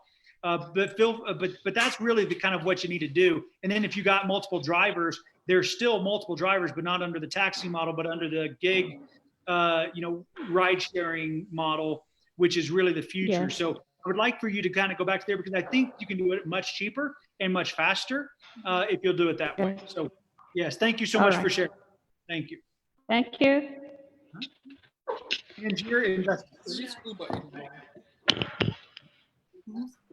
I've seen people lease multiple cars in the United States and then hire drivers to drive for Uber and they list these cars. And they just took an override, a management plan. It's the same model that they're doing with Airbnb, where they're renting. It's like, we'll rent out your house for you. You don't have to do anything. The other people get 20%. People who don't even own a house, they're living in an apartment, are making $100,000 a year doing that. So yeah, it's understanding how to use the gig economy, which is why I like the Afro business for the gig economy platform. It's a brilliant idea. Greetings, welcome.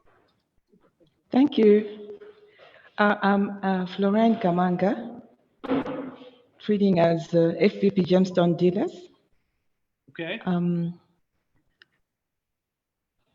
I have put on a request for about $250, which I want to invest into a project in the mining sector. I would like to mine some gold in a place which I've already identified. My revenue expenses. What do you do right now? Right now, I'm doing part-time gemstone dealing. Okay. Yes. Okay. And how much do you expect to make if you receive $250,000? I mean, that's a hard thing because you've got. I mean, gold mining is so regulated. It's iffy, so you're having to buy, a lot of equipment and infrastructure, and it's a maybe not. So you've got to there's a long process for getting to that point, with surveys and so forth. I mean, so I think maybe have you already provided that to our business team, our analysts? Not a proper analysis, just a lay person analysis, whereby the viability is expected to be a better one because it's a place where there was a gold rush. And I have already talked with the Ministry of Mines Department that I'm interested in that portion, but they know very well that it needs big investment. That's why I came with this proposal in my mind.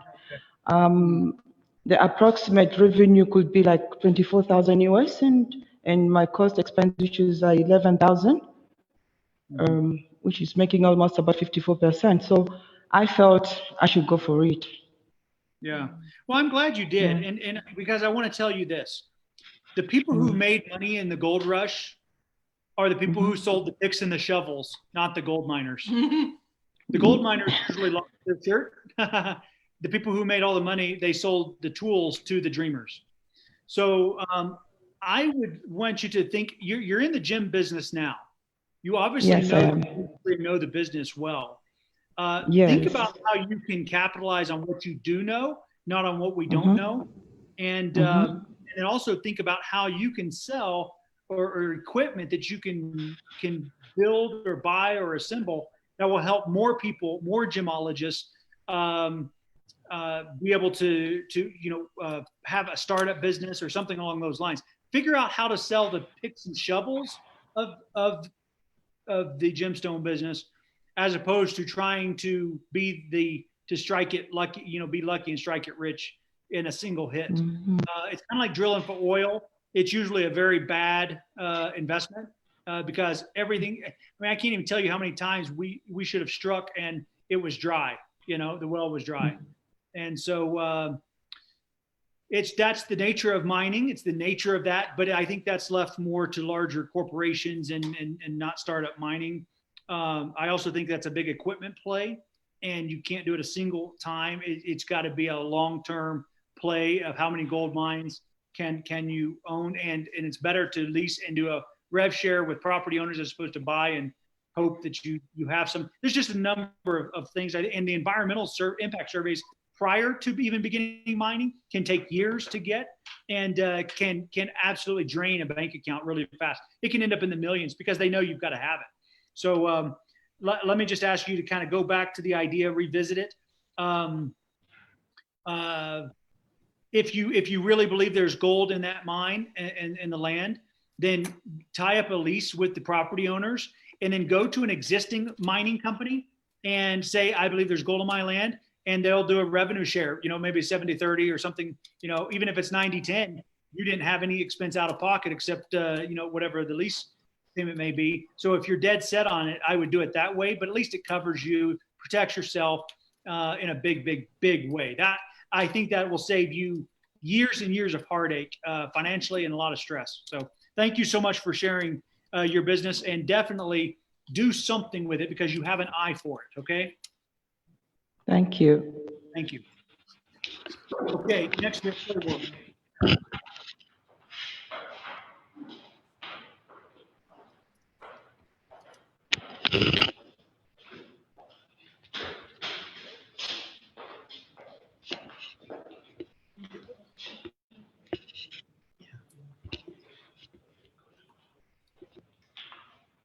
Good day. Please proceed. Hello, my name is Kondon Nguera. I am the managing director for Playworld. We provide services that meet the needs for children. These services include virtual reality, video gaming consoles, and simulation games.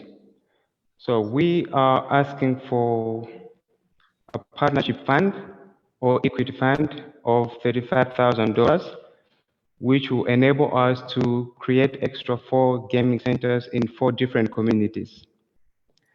And that will help to set our business in such a way that we will be able to establish at least 2 more gaming centers each year.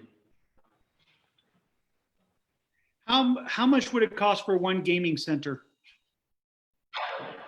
Around 6.5 million kwacha, which is I think $6,500 US.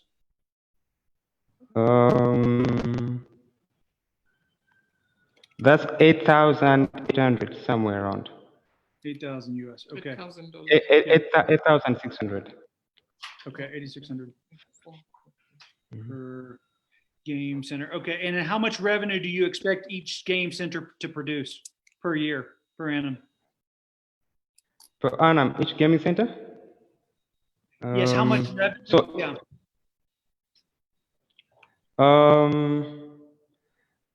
Okay, for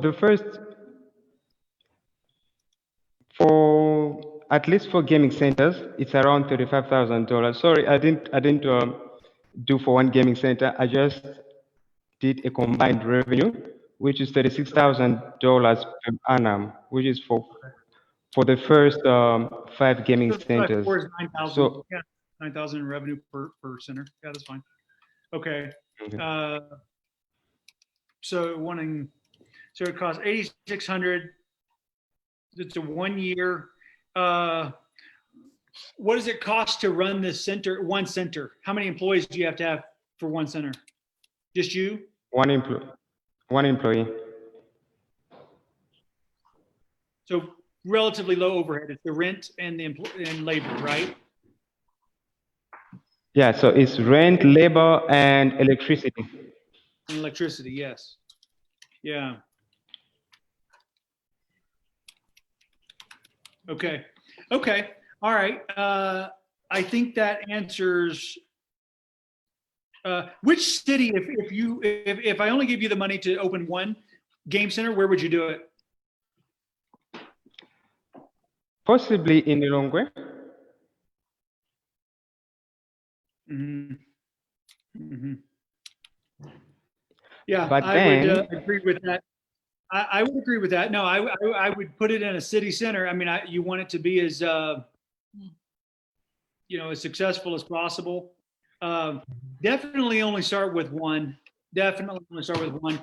And if you're open to that, I think there's something to talk about. And I'll tell you why. We have some of these kind of game things in the United States, and if it's in the right location, it can do well. But to really scale it, they don't always scale beautifully. And I promise you that if you open 4, 2 of them will fail. So I would rather you open one at a time, at least until you end up with 5 to 10 units. And then even then, you're not going to be able to scale across Malawi. You'd have to start scaling across Africa. So, which is not a bad idea. So anyway, very good. Thank you so much for sharing. Thank you. Thank you. Ginger Root Company is next.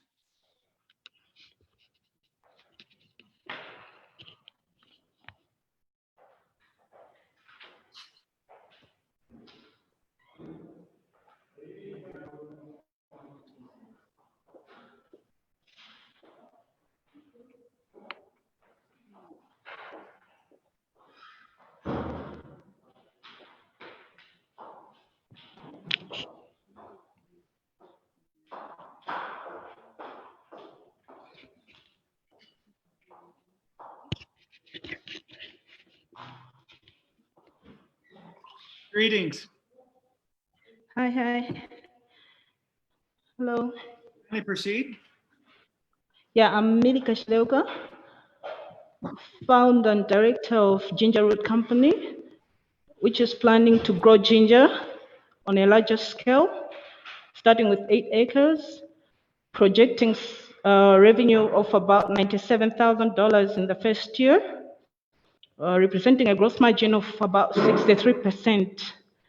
I'm seeking $50,000 in debt fund. Do you have the 8 acres right now? Pardon?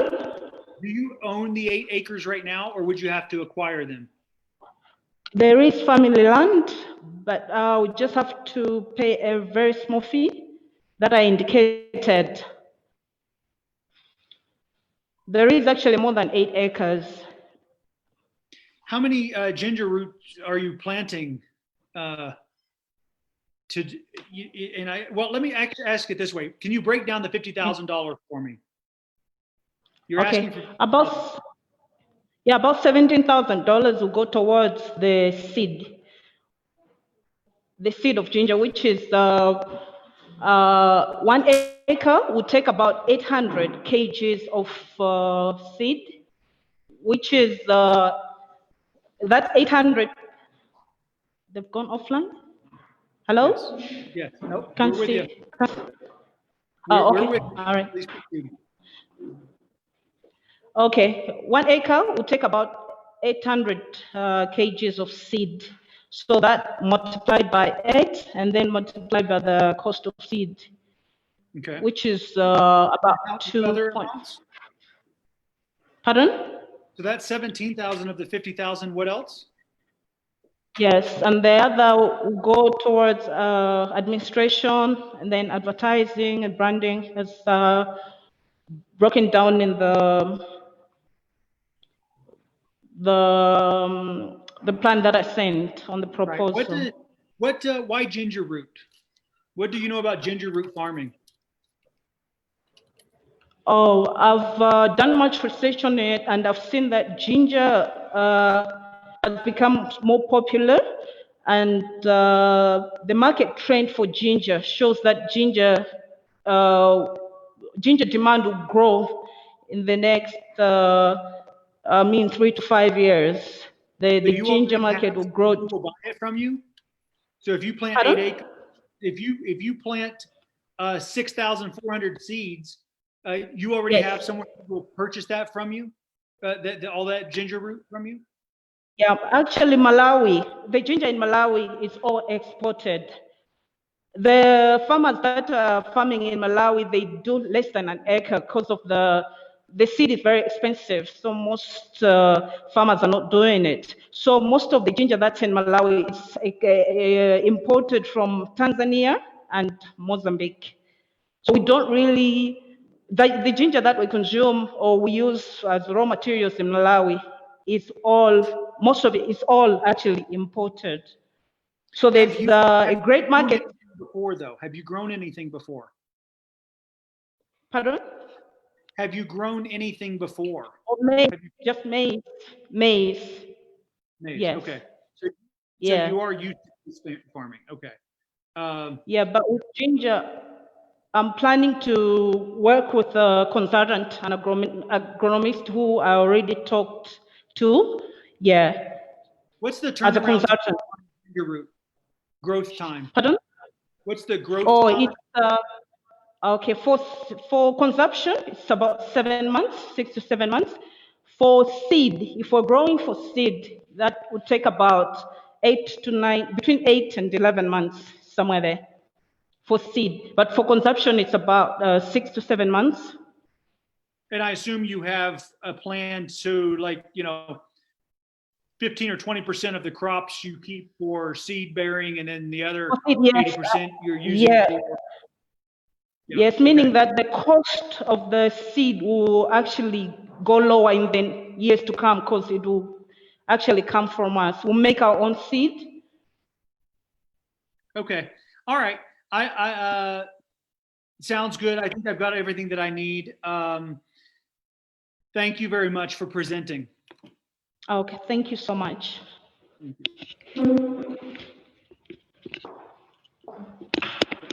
On that business is I'm only going to do 17,000 in just the seed. I'm not going to give the other 30,000 for management fees and salaries and payroll and all of this stuff. I'm going to give her the seed. She can work it for 7 months and have 80-20. And in 9 months, she's got a killer business, making great revenue, and it can be a family business so then people can help out friends and family, get it done. And 17,000 in seed, for seed. Quite frankly, Malawi may even have a seed program or have something sometimes that they use to assist. Some of the countries do in Africa. I don't know if this particular ginger is one of them. But we need to find the Minister of Agriculture or something. No, one of my friends is in Agri in Malawi. She helps. Okay, great. Let's So yeah, that's how I want to help her, and I think she is the right person for that business. Greetings, sir. How are you? Please proceed. Good. How are you? Very good. Thank you. Thanks. My name is Foster Jele. I have the company is called Automax Insurance Garage. What it does is we offer insurance with a garage. So when people do insurance with us, we also offer them garage services to save more cost. When did you start the company? Pardon? When did you start the company? The company is not yet started. Oh. Well, you are a good entrepreneur. you make it sound like you've got it all, brother. Okay. How much are you asking for? Right now I'm asking for the sum of how much is it? 395,000 euros. Okay. And yeah, it's around the same. I mean, it's 410,000 USD after exchange rate. So, question: do you know how to fix cars? Are you a mechanic? Yes. All right. What do you do right now? Right now I have just a small garage which I do with my friends. So I want to expand it, adding an insurance firm. Okay, so how much revenue is your garage doing right now? Right now, I can calculate it, let's say from January to June. If you calculate it, it's getting to somewhere 550,000 kwacha. Okay, can you convert that? That is $5,500 maybe? No, 500? Maybe less. Less. Yeah, it's 550 is about that's $7,000. So $715. Okay. Let me ask you this. So is the business, the mechanic business that you have with your friends, is that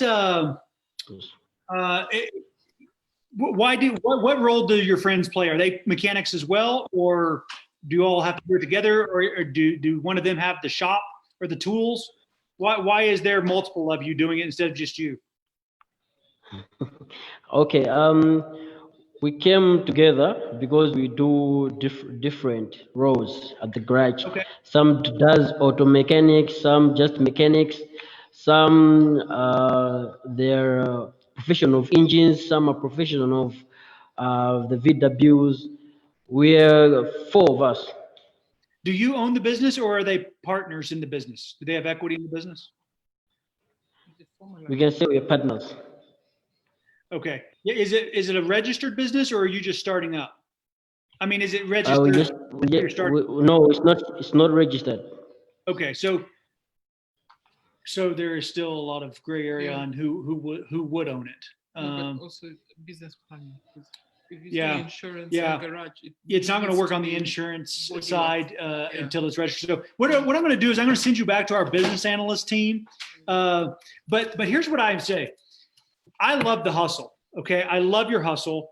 But what I want to see is I want to see you make significant revenue on the mechanic side before you venture into the insurance side. The professional insurance side is a whole nother scope. And one of the advisors here, Cecilia with Underwriting Africa, understands the insurance business inside and out, and credit insurance and all types really from her career. So they understand this, and that is not an easy thing to get into. It's a great idea, but the question is going to be, can you grow into that? So it's not the place to start, but where is a good place to start is to hang a shingle, register your business, hang a shingle. But even then, please visit with Steve or get counsel on how to register this thing properly, because it sounds to me like your other partners probably are more like independent contractors. They are not partners. They're independent contractors. They can be your staff. You hire people with the different specialties because you don't have many heads because that's a monster. Anything with more than one head. So you just Yeah. you need a leader. You need a decision maker. You're the one standing in front of me today. You're the one with the guts to come in and tell me what you want and how much you want and why you want it and why you're the guy to get it.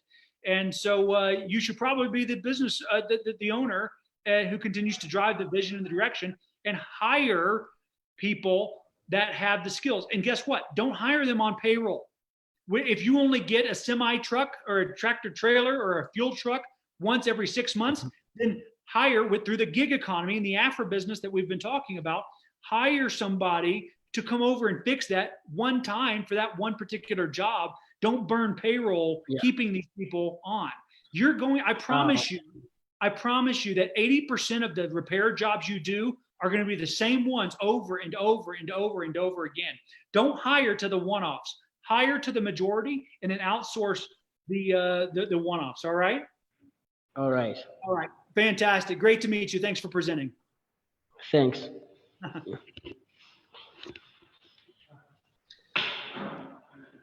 Okay. Next business is HEGM. Are they in? Okay. Once again, I have no idea what they do from the name. The brand.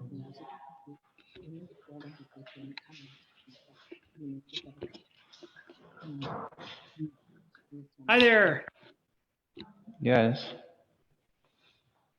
Please kindly proceed. Yeah.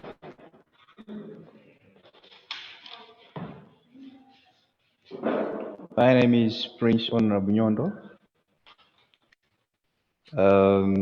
The name of the director is Kaji, and the name of the company is Heaven Embassy Global Ministry. And according to the current potential revenue that we have is 10 million, which is 13,605.44 US dollars. Wait. And Wait. all right. We're going to do a calculation. How much revenue in USD? 13,000. Okay. And what do you do? All right. Now we're doing small scale business. That's we're growing vegetables. That's rape, maize, cabbage. Yeah. Okay. And how long have you been doing that? It's almost for 3 years. Okay. And Yeah. you grow it and then do you sell it to a processor, or are you processing it and then selling it to an end user? Well, we do sell to the processors and at the same time to the final consumers. Okay. How much are you asking for? 62 million. What is that in USD? Kwacha? Is that Kwacha? Yeah, that is Kwacha. And then 84,353.74 US dollars. 84K USD. Okay. How much land do you have? How much are you growing Currently. right? Pardon? Currently that we have? Yeah. How many hectares or acres do you have right now that you're farming? All right. 10 hectares.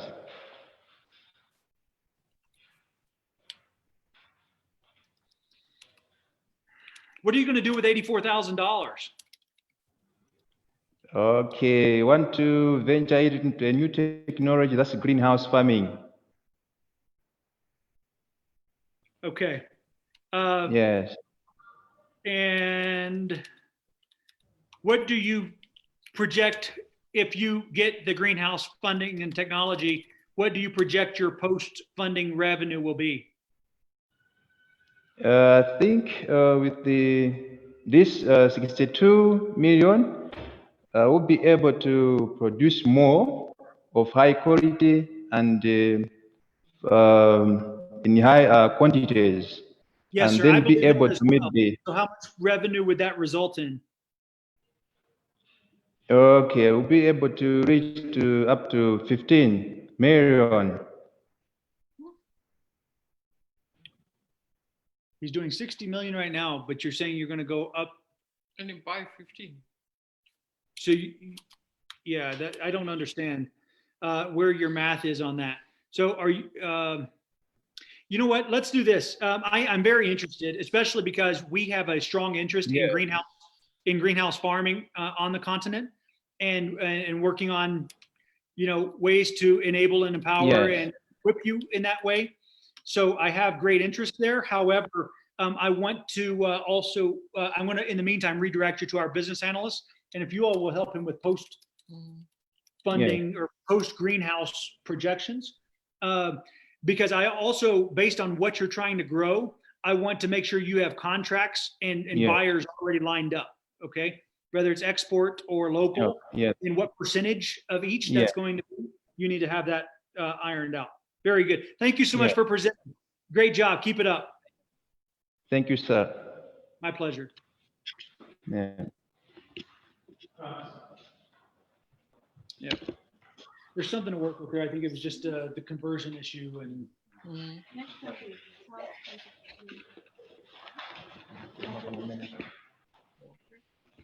Agriculture is very strong in Malawi, and also because we have a strong partnership with the government there. It's one of the Yes. And actually, we need to form a partnership or something with them as well. So yeah, okay. We already So have sea and transportation. Okay, go ahead. Yeah, this is Charles Nkoma. Welcome. Yeah, thank you. I hereby representing transportation company, CA Transportation Company. Hello. Yes, please continue. Yeah. I am the founder, and I'm thinking of investing this company. Hello. Man, you've got 60 seconds to sell me. You got to move. Keep going. Okay. The aim of this company is to transport goods like for hire, renting, logistically. How much are you asking for? 30,000 US dollars. And what are you going to buy with $50,000? 3,000 kgs lollies. 3 kg lorries. No, 3-ton lorries. Oh, trucks. You're going to buy some trucks. Okay, here's what I want you to do. Yeah. Here's how I want you to start your business. I want you to get customers. I want you to be marketing and advertising that you will pick up or do transportation or haul things or haul junk or move their furniture, relocate their business, relocate their homes, whatever it is you're going to be transporting. I want you to start marketing for that now. And when you get a customer, I want you to go rent a truck or borrow a truck and give a friend $10 for the day if they're paying $30 and you make $20. And you're going to start this business for zero, not for $50,000 USD. This is a hustle business and a service business that you're trying to start. You do not need to start with equipment. You need to start with customers. Okay, so that's what I want you to do. And by the way, we have tools. We've got a $5,000 program, 5,000 USD program that people who've been a part of this get access to. All right, you need to go through that program. It's not going to cost you a dime, but you need to go through that program. It's all of my training on all of these things. And I promise you will come out of that and you will understand exactly why I just said what I did. And it's going to help you more than anything. If I gave you $50,000 right now, it would crush you. You would not be able to, it would stress you out. Having those trucks, I promise you, would be the worst thing I could do for you. The best thing I can do for you is help you get customers. And then when you get customers, you go rent the truck and try to line up several customers the same day so that you can only have to rent the truck one time for 2 or 3 customers or 4 customers. And then you're even spending less and you have a higher margin. I want you to figure that part out first. And then you will grow to where we need to fund you to buy a truck and then a second truck. Okay. And maybe we get up to 10 trucks with you, but let's start right here. Sound good? I'm already in this business, All I want is to start my own business. Yes. To Yes. have I my want you own to start goods. your own business too. I want you to start your own business too. And what I'm trying to explain is how to do that. But we'll let I think the technical team, you understand what I'm going for there, right? Yeah, they've got it. They're going to work with you and kind of keep moving things along. Okay. Thank you so much for sharing. Thank you. Thank you. Yes.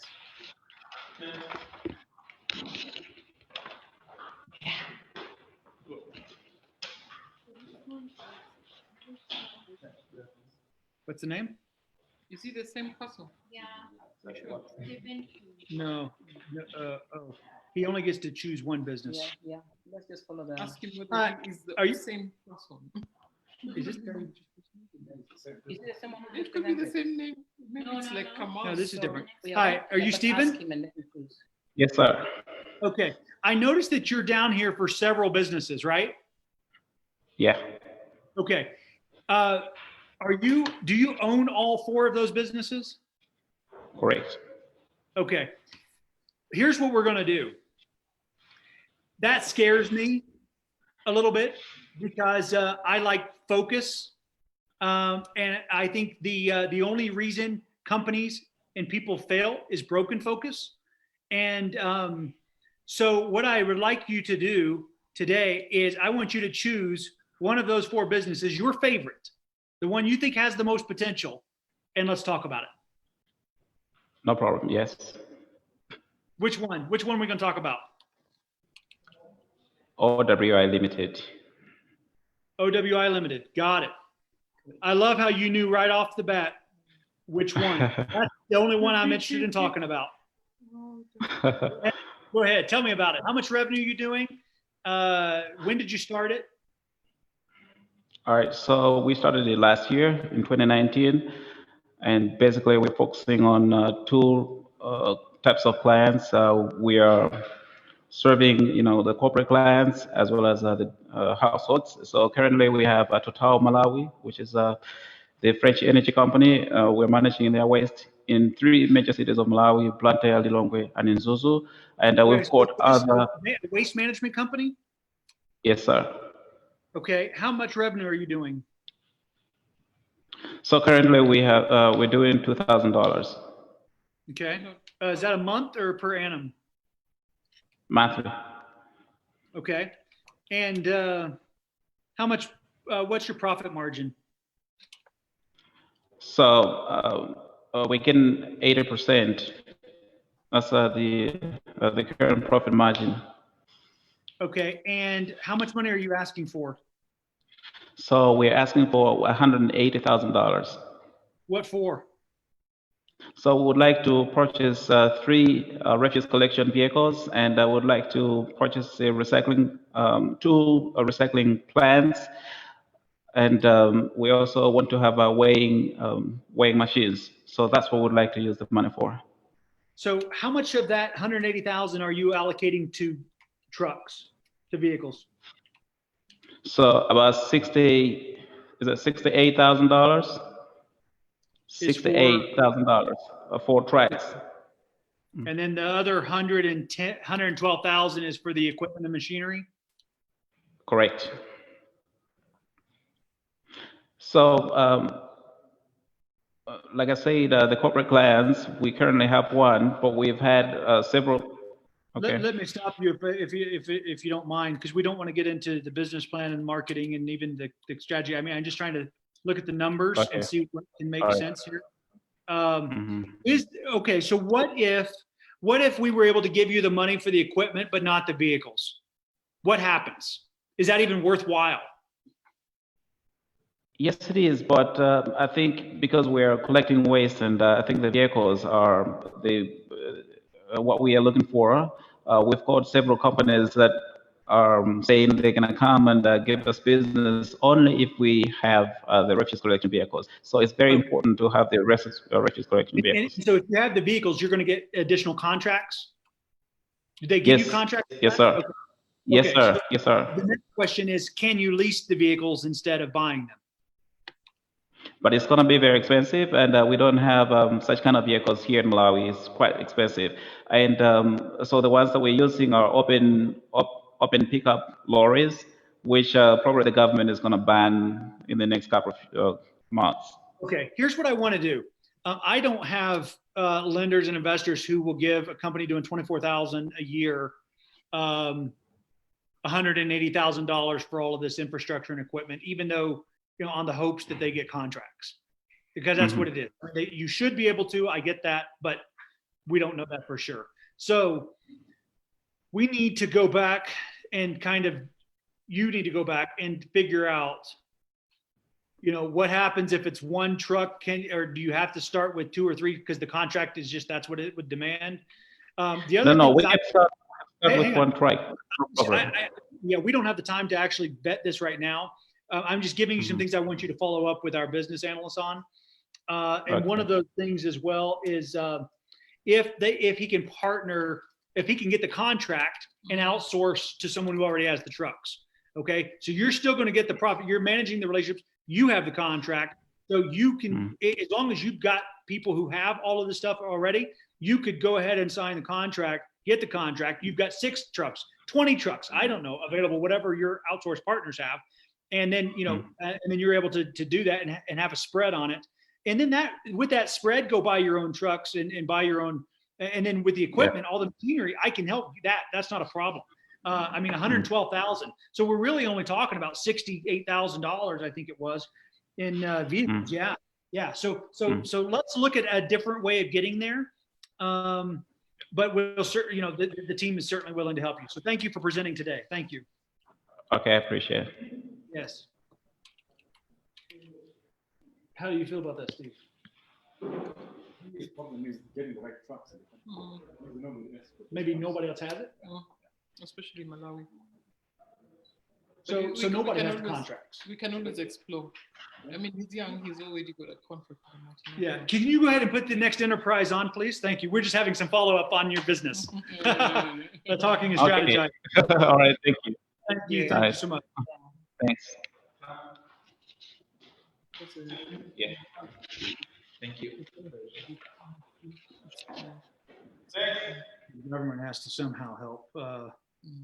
But you see, that's why we have the partnership. We already have a partnership with them. So the outcomes of this. Yes, we can share with them what the challenges are Exactly. based on what they're wanting to accomplish. This is the whole point: is bridging the gaps between government, what their objectives are and mandates are, with what's practical for private enterprise. The reality in the crowd. Yes. Yeah. Is the other 2 are absent? Somebody could be me. There, it keeps going in and out. There, now it's charging and none, but I'm done it. Very low. So we're at higher reach. Is it charging? It is now. Hello? Yes. Please proceed. Yes. Yes. My name is Christian Musisya. I'm the founder of Kurielo Farms. And Kurielo Farms is just a startup business which is looking for funding and is much focusing on the commercial breeding of pigs. I'm looking for funding of around $12,608, which will be used in buying land, construction, and buying feed and medicine. Which would you have for $12,000 after you bought land and feed and construction for their houses and so forth? How many pigs does that buy you? 6 of them.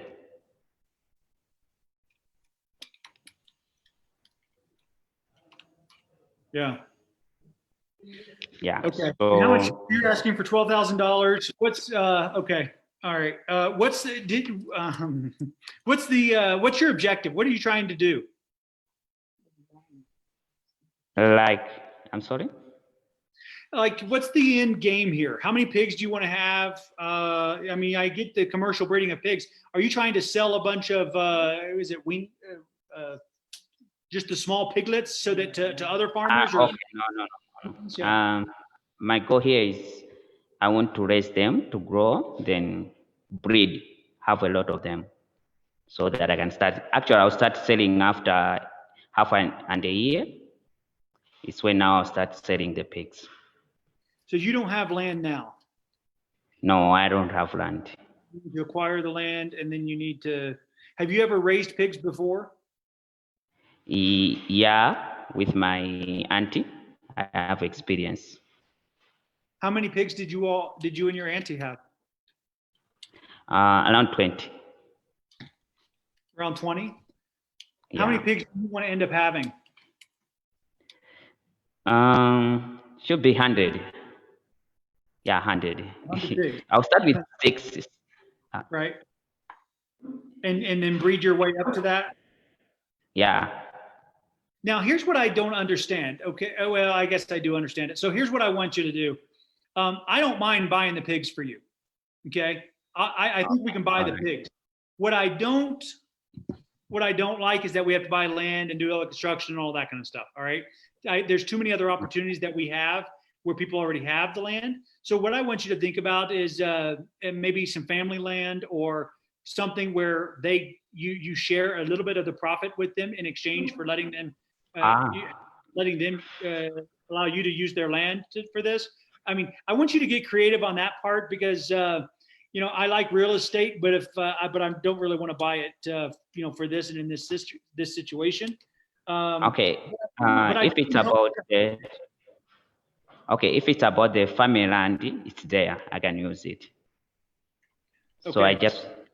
I want you to I want you to go back and double check that. I want you to talk to your family and figure out how that would work, and what the arrangement would be, and if they charged you a nominal fee or something, for use of it.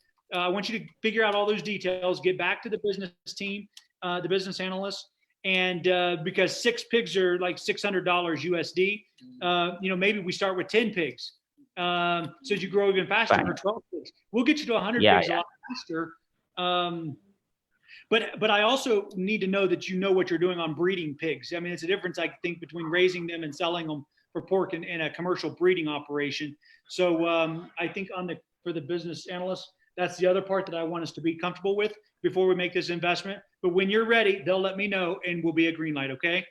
So we'll get you the pigs. All right. Thank you so much. Thanks for sharing. Thank you. Mm-hmm. Did you get that takeaway? Because I won't remember that. Okay. Yeah, I think I have. All right, next enterprise.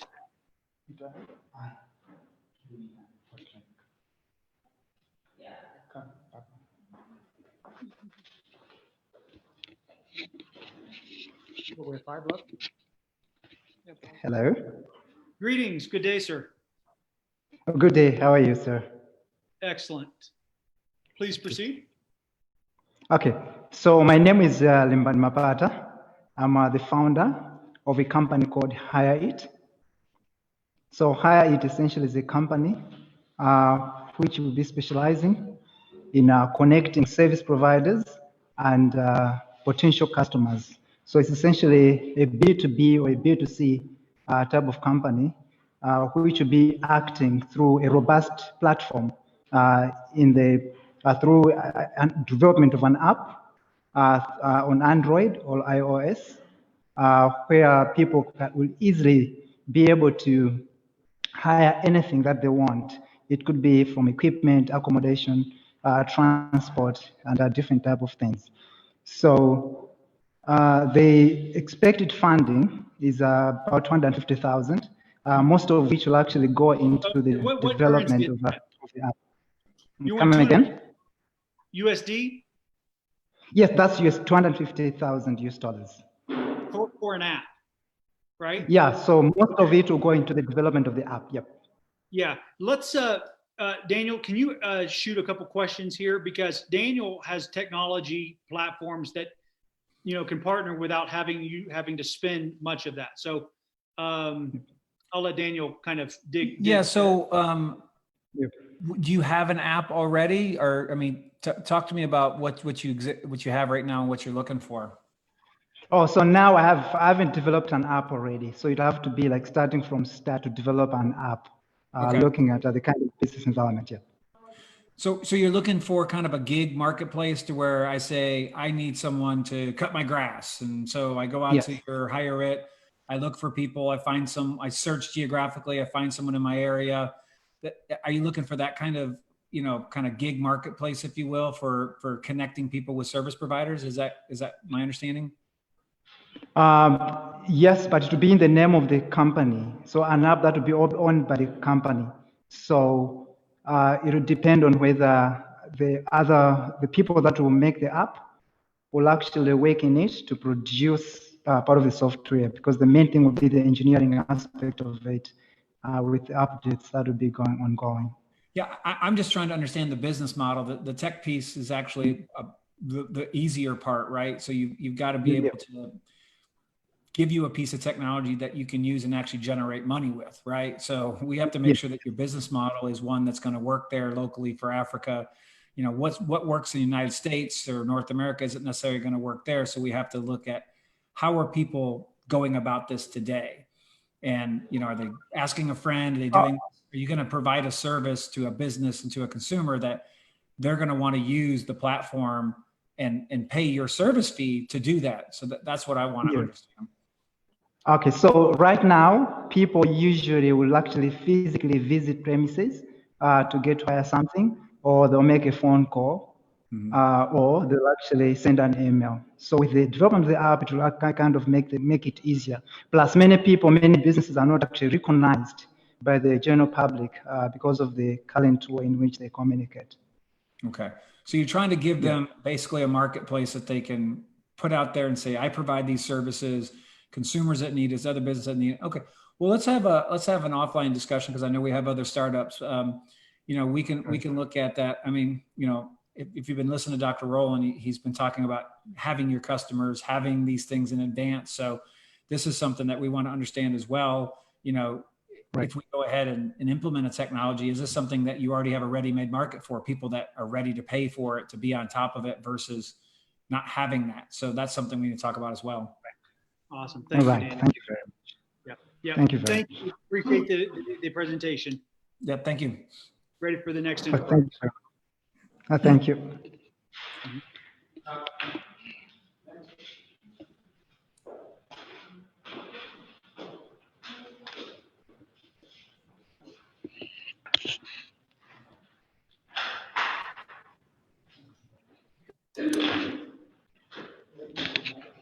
You're not reducing it. So just go.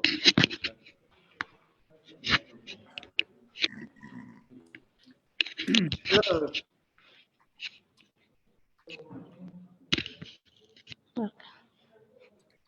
Thank you. Please proceed. Good afternoon, ladies and gentlemen. My name is Tamara Tembo, the founder of Wellsprings General Dealers and Suppliers. Mainly, we are into farming. We do buy and sell agricultural produce such as beans, maize, and soya. We also do transportation of the produce from other farmers. This project, we are targeting of cultivating different types of crops, because we've got a farm which I inherited from my late father. We are looking for a sum of $210,865 so that we can purchase farm machinery, irrigation equipment, and the 20-ton van. We would like to do the rain fed and irrigation because we would like to boost our revenue. In this business, we've got the co-founder, who is Miss Miriam Kademba. We've got the research and development officer, Mr. Chodrin Sosa. And then under technology, we've got Mrs. Brenda Muyaya. And then in the financial thing, we've got Mr. Hezekiah Chipeta. And then there are two posts that are still under the process, the recruitment process, which are the operations and the production officer. Okay. Here, Let me ask my you colleague. this. Yes, may I expedite our time together here by asking, how much land do you have? How much land is being farmed? I've got a 20-hectare farm, but then it's been idle because we do not have enough money to operate. So with this opportunity, we are requesting the sum of $210,865. So on the projections and the cash flow, I give it to Mr. Chodri Sosa. He's going to briefly take you to that. Thank you. Yes, thank you. Let me ask you this though. Let me just keep asking you because we don't have time to really switch. Here's what I need to know. So the land is idle, 20 hectares. So you need equipment. I assume you need seed, right? Yes. Okay.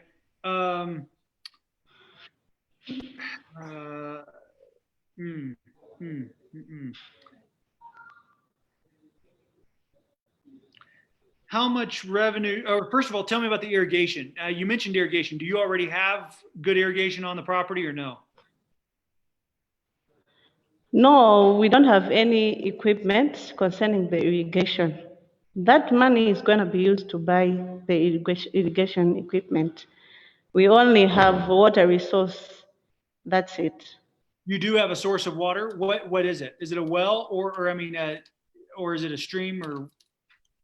It's a stream, but then we're also looking at drilling some boreholes because the land is just too much. 20 hectares. That's a lot of land. Yep. Okay. All right. Very good. That's what we needed to know. Thank you so much for presenting. Thank you. Thank you. We're ready for CTF Science Hub. So can I give it to him? No, ma'am. If you would give it to the next enterprise, please. Okay, fine. Thank you. Who's next? This was. We just finished. The other one. CTF. Right.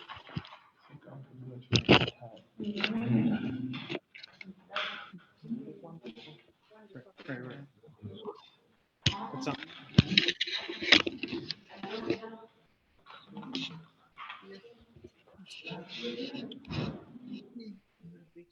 Good day. Good day. Kindly proceed. All right.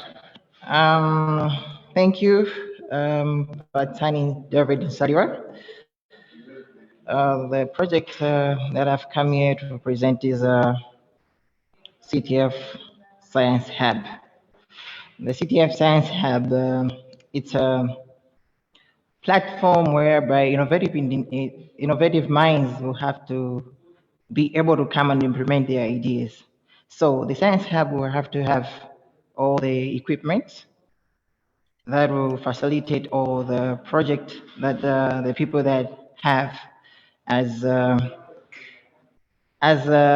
developing country, Malawi, we don't have much facilities that give room to innovative minds to come and build their innovative ideas. So totally, it will be. Can I ask a few questions? Yes. So this is a startup, correct? Yeah. You don't already have that. I've had dreams very similar to this, where I had places where people who wanted to just come and create and invent could do that. I had worked out a deal with Toys R Us, obviously before we sold the Hoverboard and before Toys R Us went out of business. But we were going to have the Inventors Corner. So just like Home Depot or places have like kits, and every Saturday morning, people who join that club can come, do that. So there was a way to make it somewhat profitable. It's a very small scale business, but a science hub, it's necessary. It's brilliant. The problem is people never want to pay for it. The equipment is abused, and it just doesn't work unless it's your own scientific experiment lab, in which case you're having to develop a product that generates considerable revenue, and it needs to be a grant-based issue, not an investment issue. Whenever you're dealing with science and research and technology like this, we need to start those things by grant. So there is an organization that Underwriting Africa will direct you to, actually gearbox.com.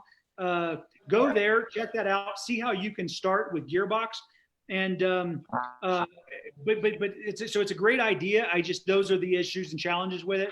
So it's a lot of money to start because, like you said, it's equipment, and you're not going to have a lot of return because people aren't willing to pay you $100 an hour to go in there and experiment. Most of the people who are the brainiacs and the inventors are also the ones that are paupers and don't have the money to pay. They're in their garage trying to invent the next amazing thing. So I think it's just a challenging model, but there are solutions. So go check out Gearbox. Thank you so much for presenting. All right, thanks very much. Thank you. Yeah.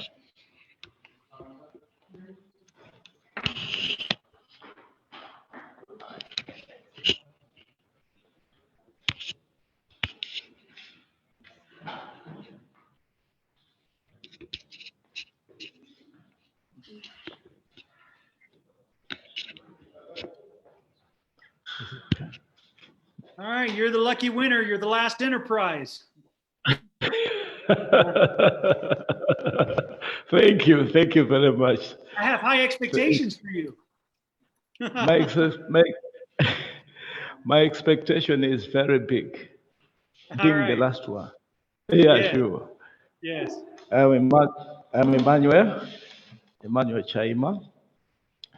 I'm the CEO of Cloud Steel Engineering. We actually manufacture and fabricate steel products. And actually,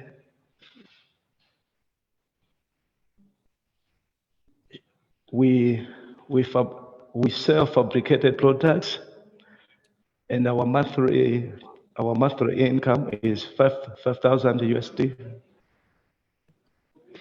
And at the end of the year, we are able to make 60,000. Yes. But at the moment, sorry? What is your profit margin? Our profit margin is 5,000. Okay, our profit margin is 12,000. 12,000. Okay. All right. Yeah. 20%. Sure. Yeah. Okay. And how much are you asking for? How much revenue are you asking for? How much, funding are you asking for? We are asking for 250 US dollars. What would you spend 250,000 USD on? Yes, we would like to purchase we want to procure the fabrication materials, or the purpose for this funding is to procure fabricated machineries so that we can maximize our productivity and raise standards to international level. So we want to buy machinery, and another area that we also want to do is we want to be supplying steel products. We want to be buying products from outside the country, like South Africa, and be selling in Malawi. You know, as Malawi is one of the fastest growing in terms of infrastructure development. As such, there's high demand of steel materials for construction. So we want to be supplying steel materials. Okay. How much of the $250,000 ask is for machinery and equipment? Sorry, how much? Sorry, sir. How much of that $250,000 is for equipment and machinery? Yeah, some of the machine I have already taken some quotations. We want to have the very big machineries, like the guillotines, like the machinery that will help us to maximize our business. How much of the $250,000 is for equipment and machinery? How much is 100,000? 100,000 goes to equipment. Yes, 100. So the 150,000 is for the steel importation. Yes, sir. I got you. Okay. All right. Very good. That's everything that we needed to know. Excellent. Thank you so much. Thank you. And now we can take it off of the headset. And so that we can close the Malawi tour, please. Okay, thank you, sir. Thank you.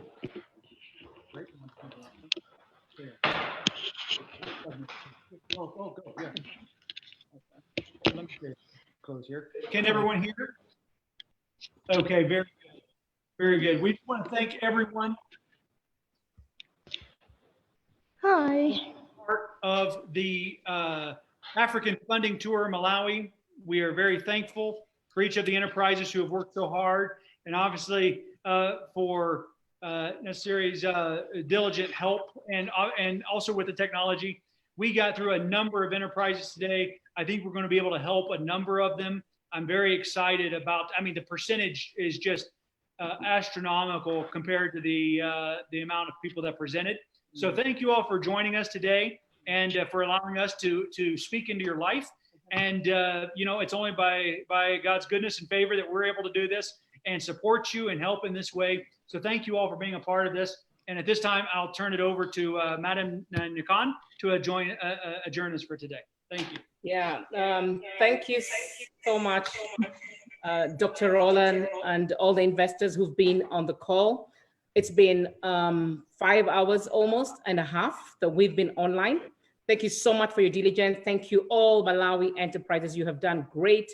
You have really shown the growth that we have expected and desired, you know, over the last 5 months. I think this is great. I agree and join the technical team, because behind the scenes, we've been making notes and sharing, you know, notes on how the presentation is going. And indeed, you have displayed great growth. And just as you have had Dr. Rollan and the other investors, because they're talking to us behind the scenes, there is a high percentage of interest, you know, in terms of percentage of all the enterprises that have presented. I just want to thank you for the time, the diligence, the commitment, the leadership, Nasreen. And I want to congratulate all of you for coming this far, for presenting today. Not as many of you started the journey, you know, I mean, many of you started the journey, not as many of you have reached this stage. So congratulations for reaching this stage. And I look forward to favorable outcomes tonight. And for those of you who are proceeding tomorrow, you know, enjoy and maximize the process. I just want to highlight what the next steps are going to be. So tonight, our technical team is going to look at the outcomes. You know, they will share a bit of exchange notes and share outcomes with the investors. And those who are successful, you know, had interest from the investors want to take this forward, you'll be contacted tonight, officially through email, phone, whichever way you can be reached easily. And with a timeline that you can follow up with that, which specific investor is interested in your project, or a number of investors who are interested in your project. And you'll have one-to-one meetings with one or either or many, with whoever is interested tomorrow. And tomorrow you'll have an opportunity to discuss more, you know, in depth, longer time allocated to each one of you with the investor or investors who are meeting with you. And you know, get to a place where you get an offer and you can deliberate and get a deal. And you know, that at least will arrive at a verbal offer, which then will follow on over the next couple of weeks with formal legal offers. Okay. Our timeless technical teams will definitely be in touch on the next steps directly with you and with your lead in the country. So your leads obviously are directly engaged with the technical team and the support teams to ensure that everything is flowing as desired. And I just want to really, really thank all those who've been on the call, the technical team, the hard work you've done behind the scenes, the investors for staying all this time. I know, you know, it's in the US, it was very early morning. And so basically they've spent their whole morning with us. I really want to thank you for taking that time and engaging, and, you know, the notes you're making behind the scenes and the interest that you have shown. Malawi, you have made us proud. You're that hidden treasure that has come to light. You know, a lot of people globally are not so aware, you know, about countries like Malawi, Zambia, Botswana, and some of these countries that we have actually put on the tour. And our confidence as, you know, the Timeless leaders and the Timeless Network, together with our partners in the US, we actually say that it is about time that people realize that Africa is 54 nations, unique, you know, and diverse nations with a lot of, you know, potential that's very unique to each context. And I'm really grateful that they believed us and have engaged in this process and have seen this kind of outcome, okay? So I'm very, very, very proud of you all. And tonight we'll have, official. I hope that you enjoyed the process, because beyond, the money and the dots, this is about Africa's transformation and being part of, Africa's growth story, and you as enterprise leaders and your enterprises being at the center of Africa's transformation. I hope that you're very present in that moment, and you're present in what we're doing here with the African Tour, making history, and that you are enjoying and maximizing the process, so that it's not just about ticking dots and getting money, but it's bigger than that. It's about social transformation, solving problems, creating impact, creating wealth, creating jobs, and making money, contributing towards Africa's economic transformation. So thank you all so very much. And from here in Nairobi, on behalf of Dr. Rollan, myself, our technical team, and all the people behind the scenes who have made this happen, it's goodbye from Nairobi. And before I say goodbye, it would just only be fair to allow Nasreen to give her final remarks, so that we can close off. Nasreen, over to you. Thank you, Nyakan. Thank you to Nasreen, everybody. we can't hear you. Thank you. Hi, can you hear me now? You're muted, Can Nasreen. you hear me? Am I muted? She says I'm muted. Not at the last minute again. I'm not muted, Nyakan. Maybe change it again.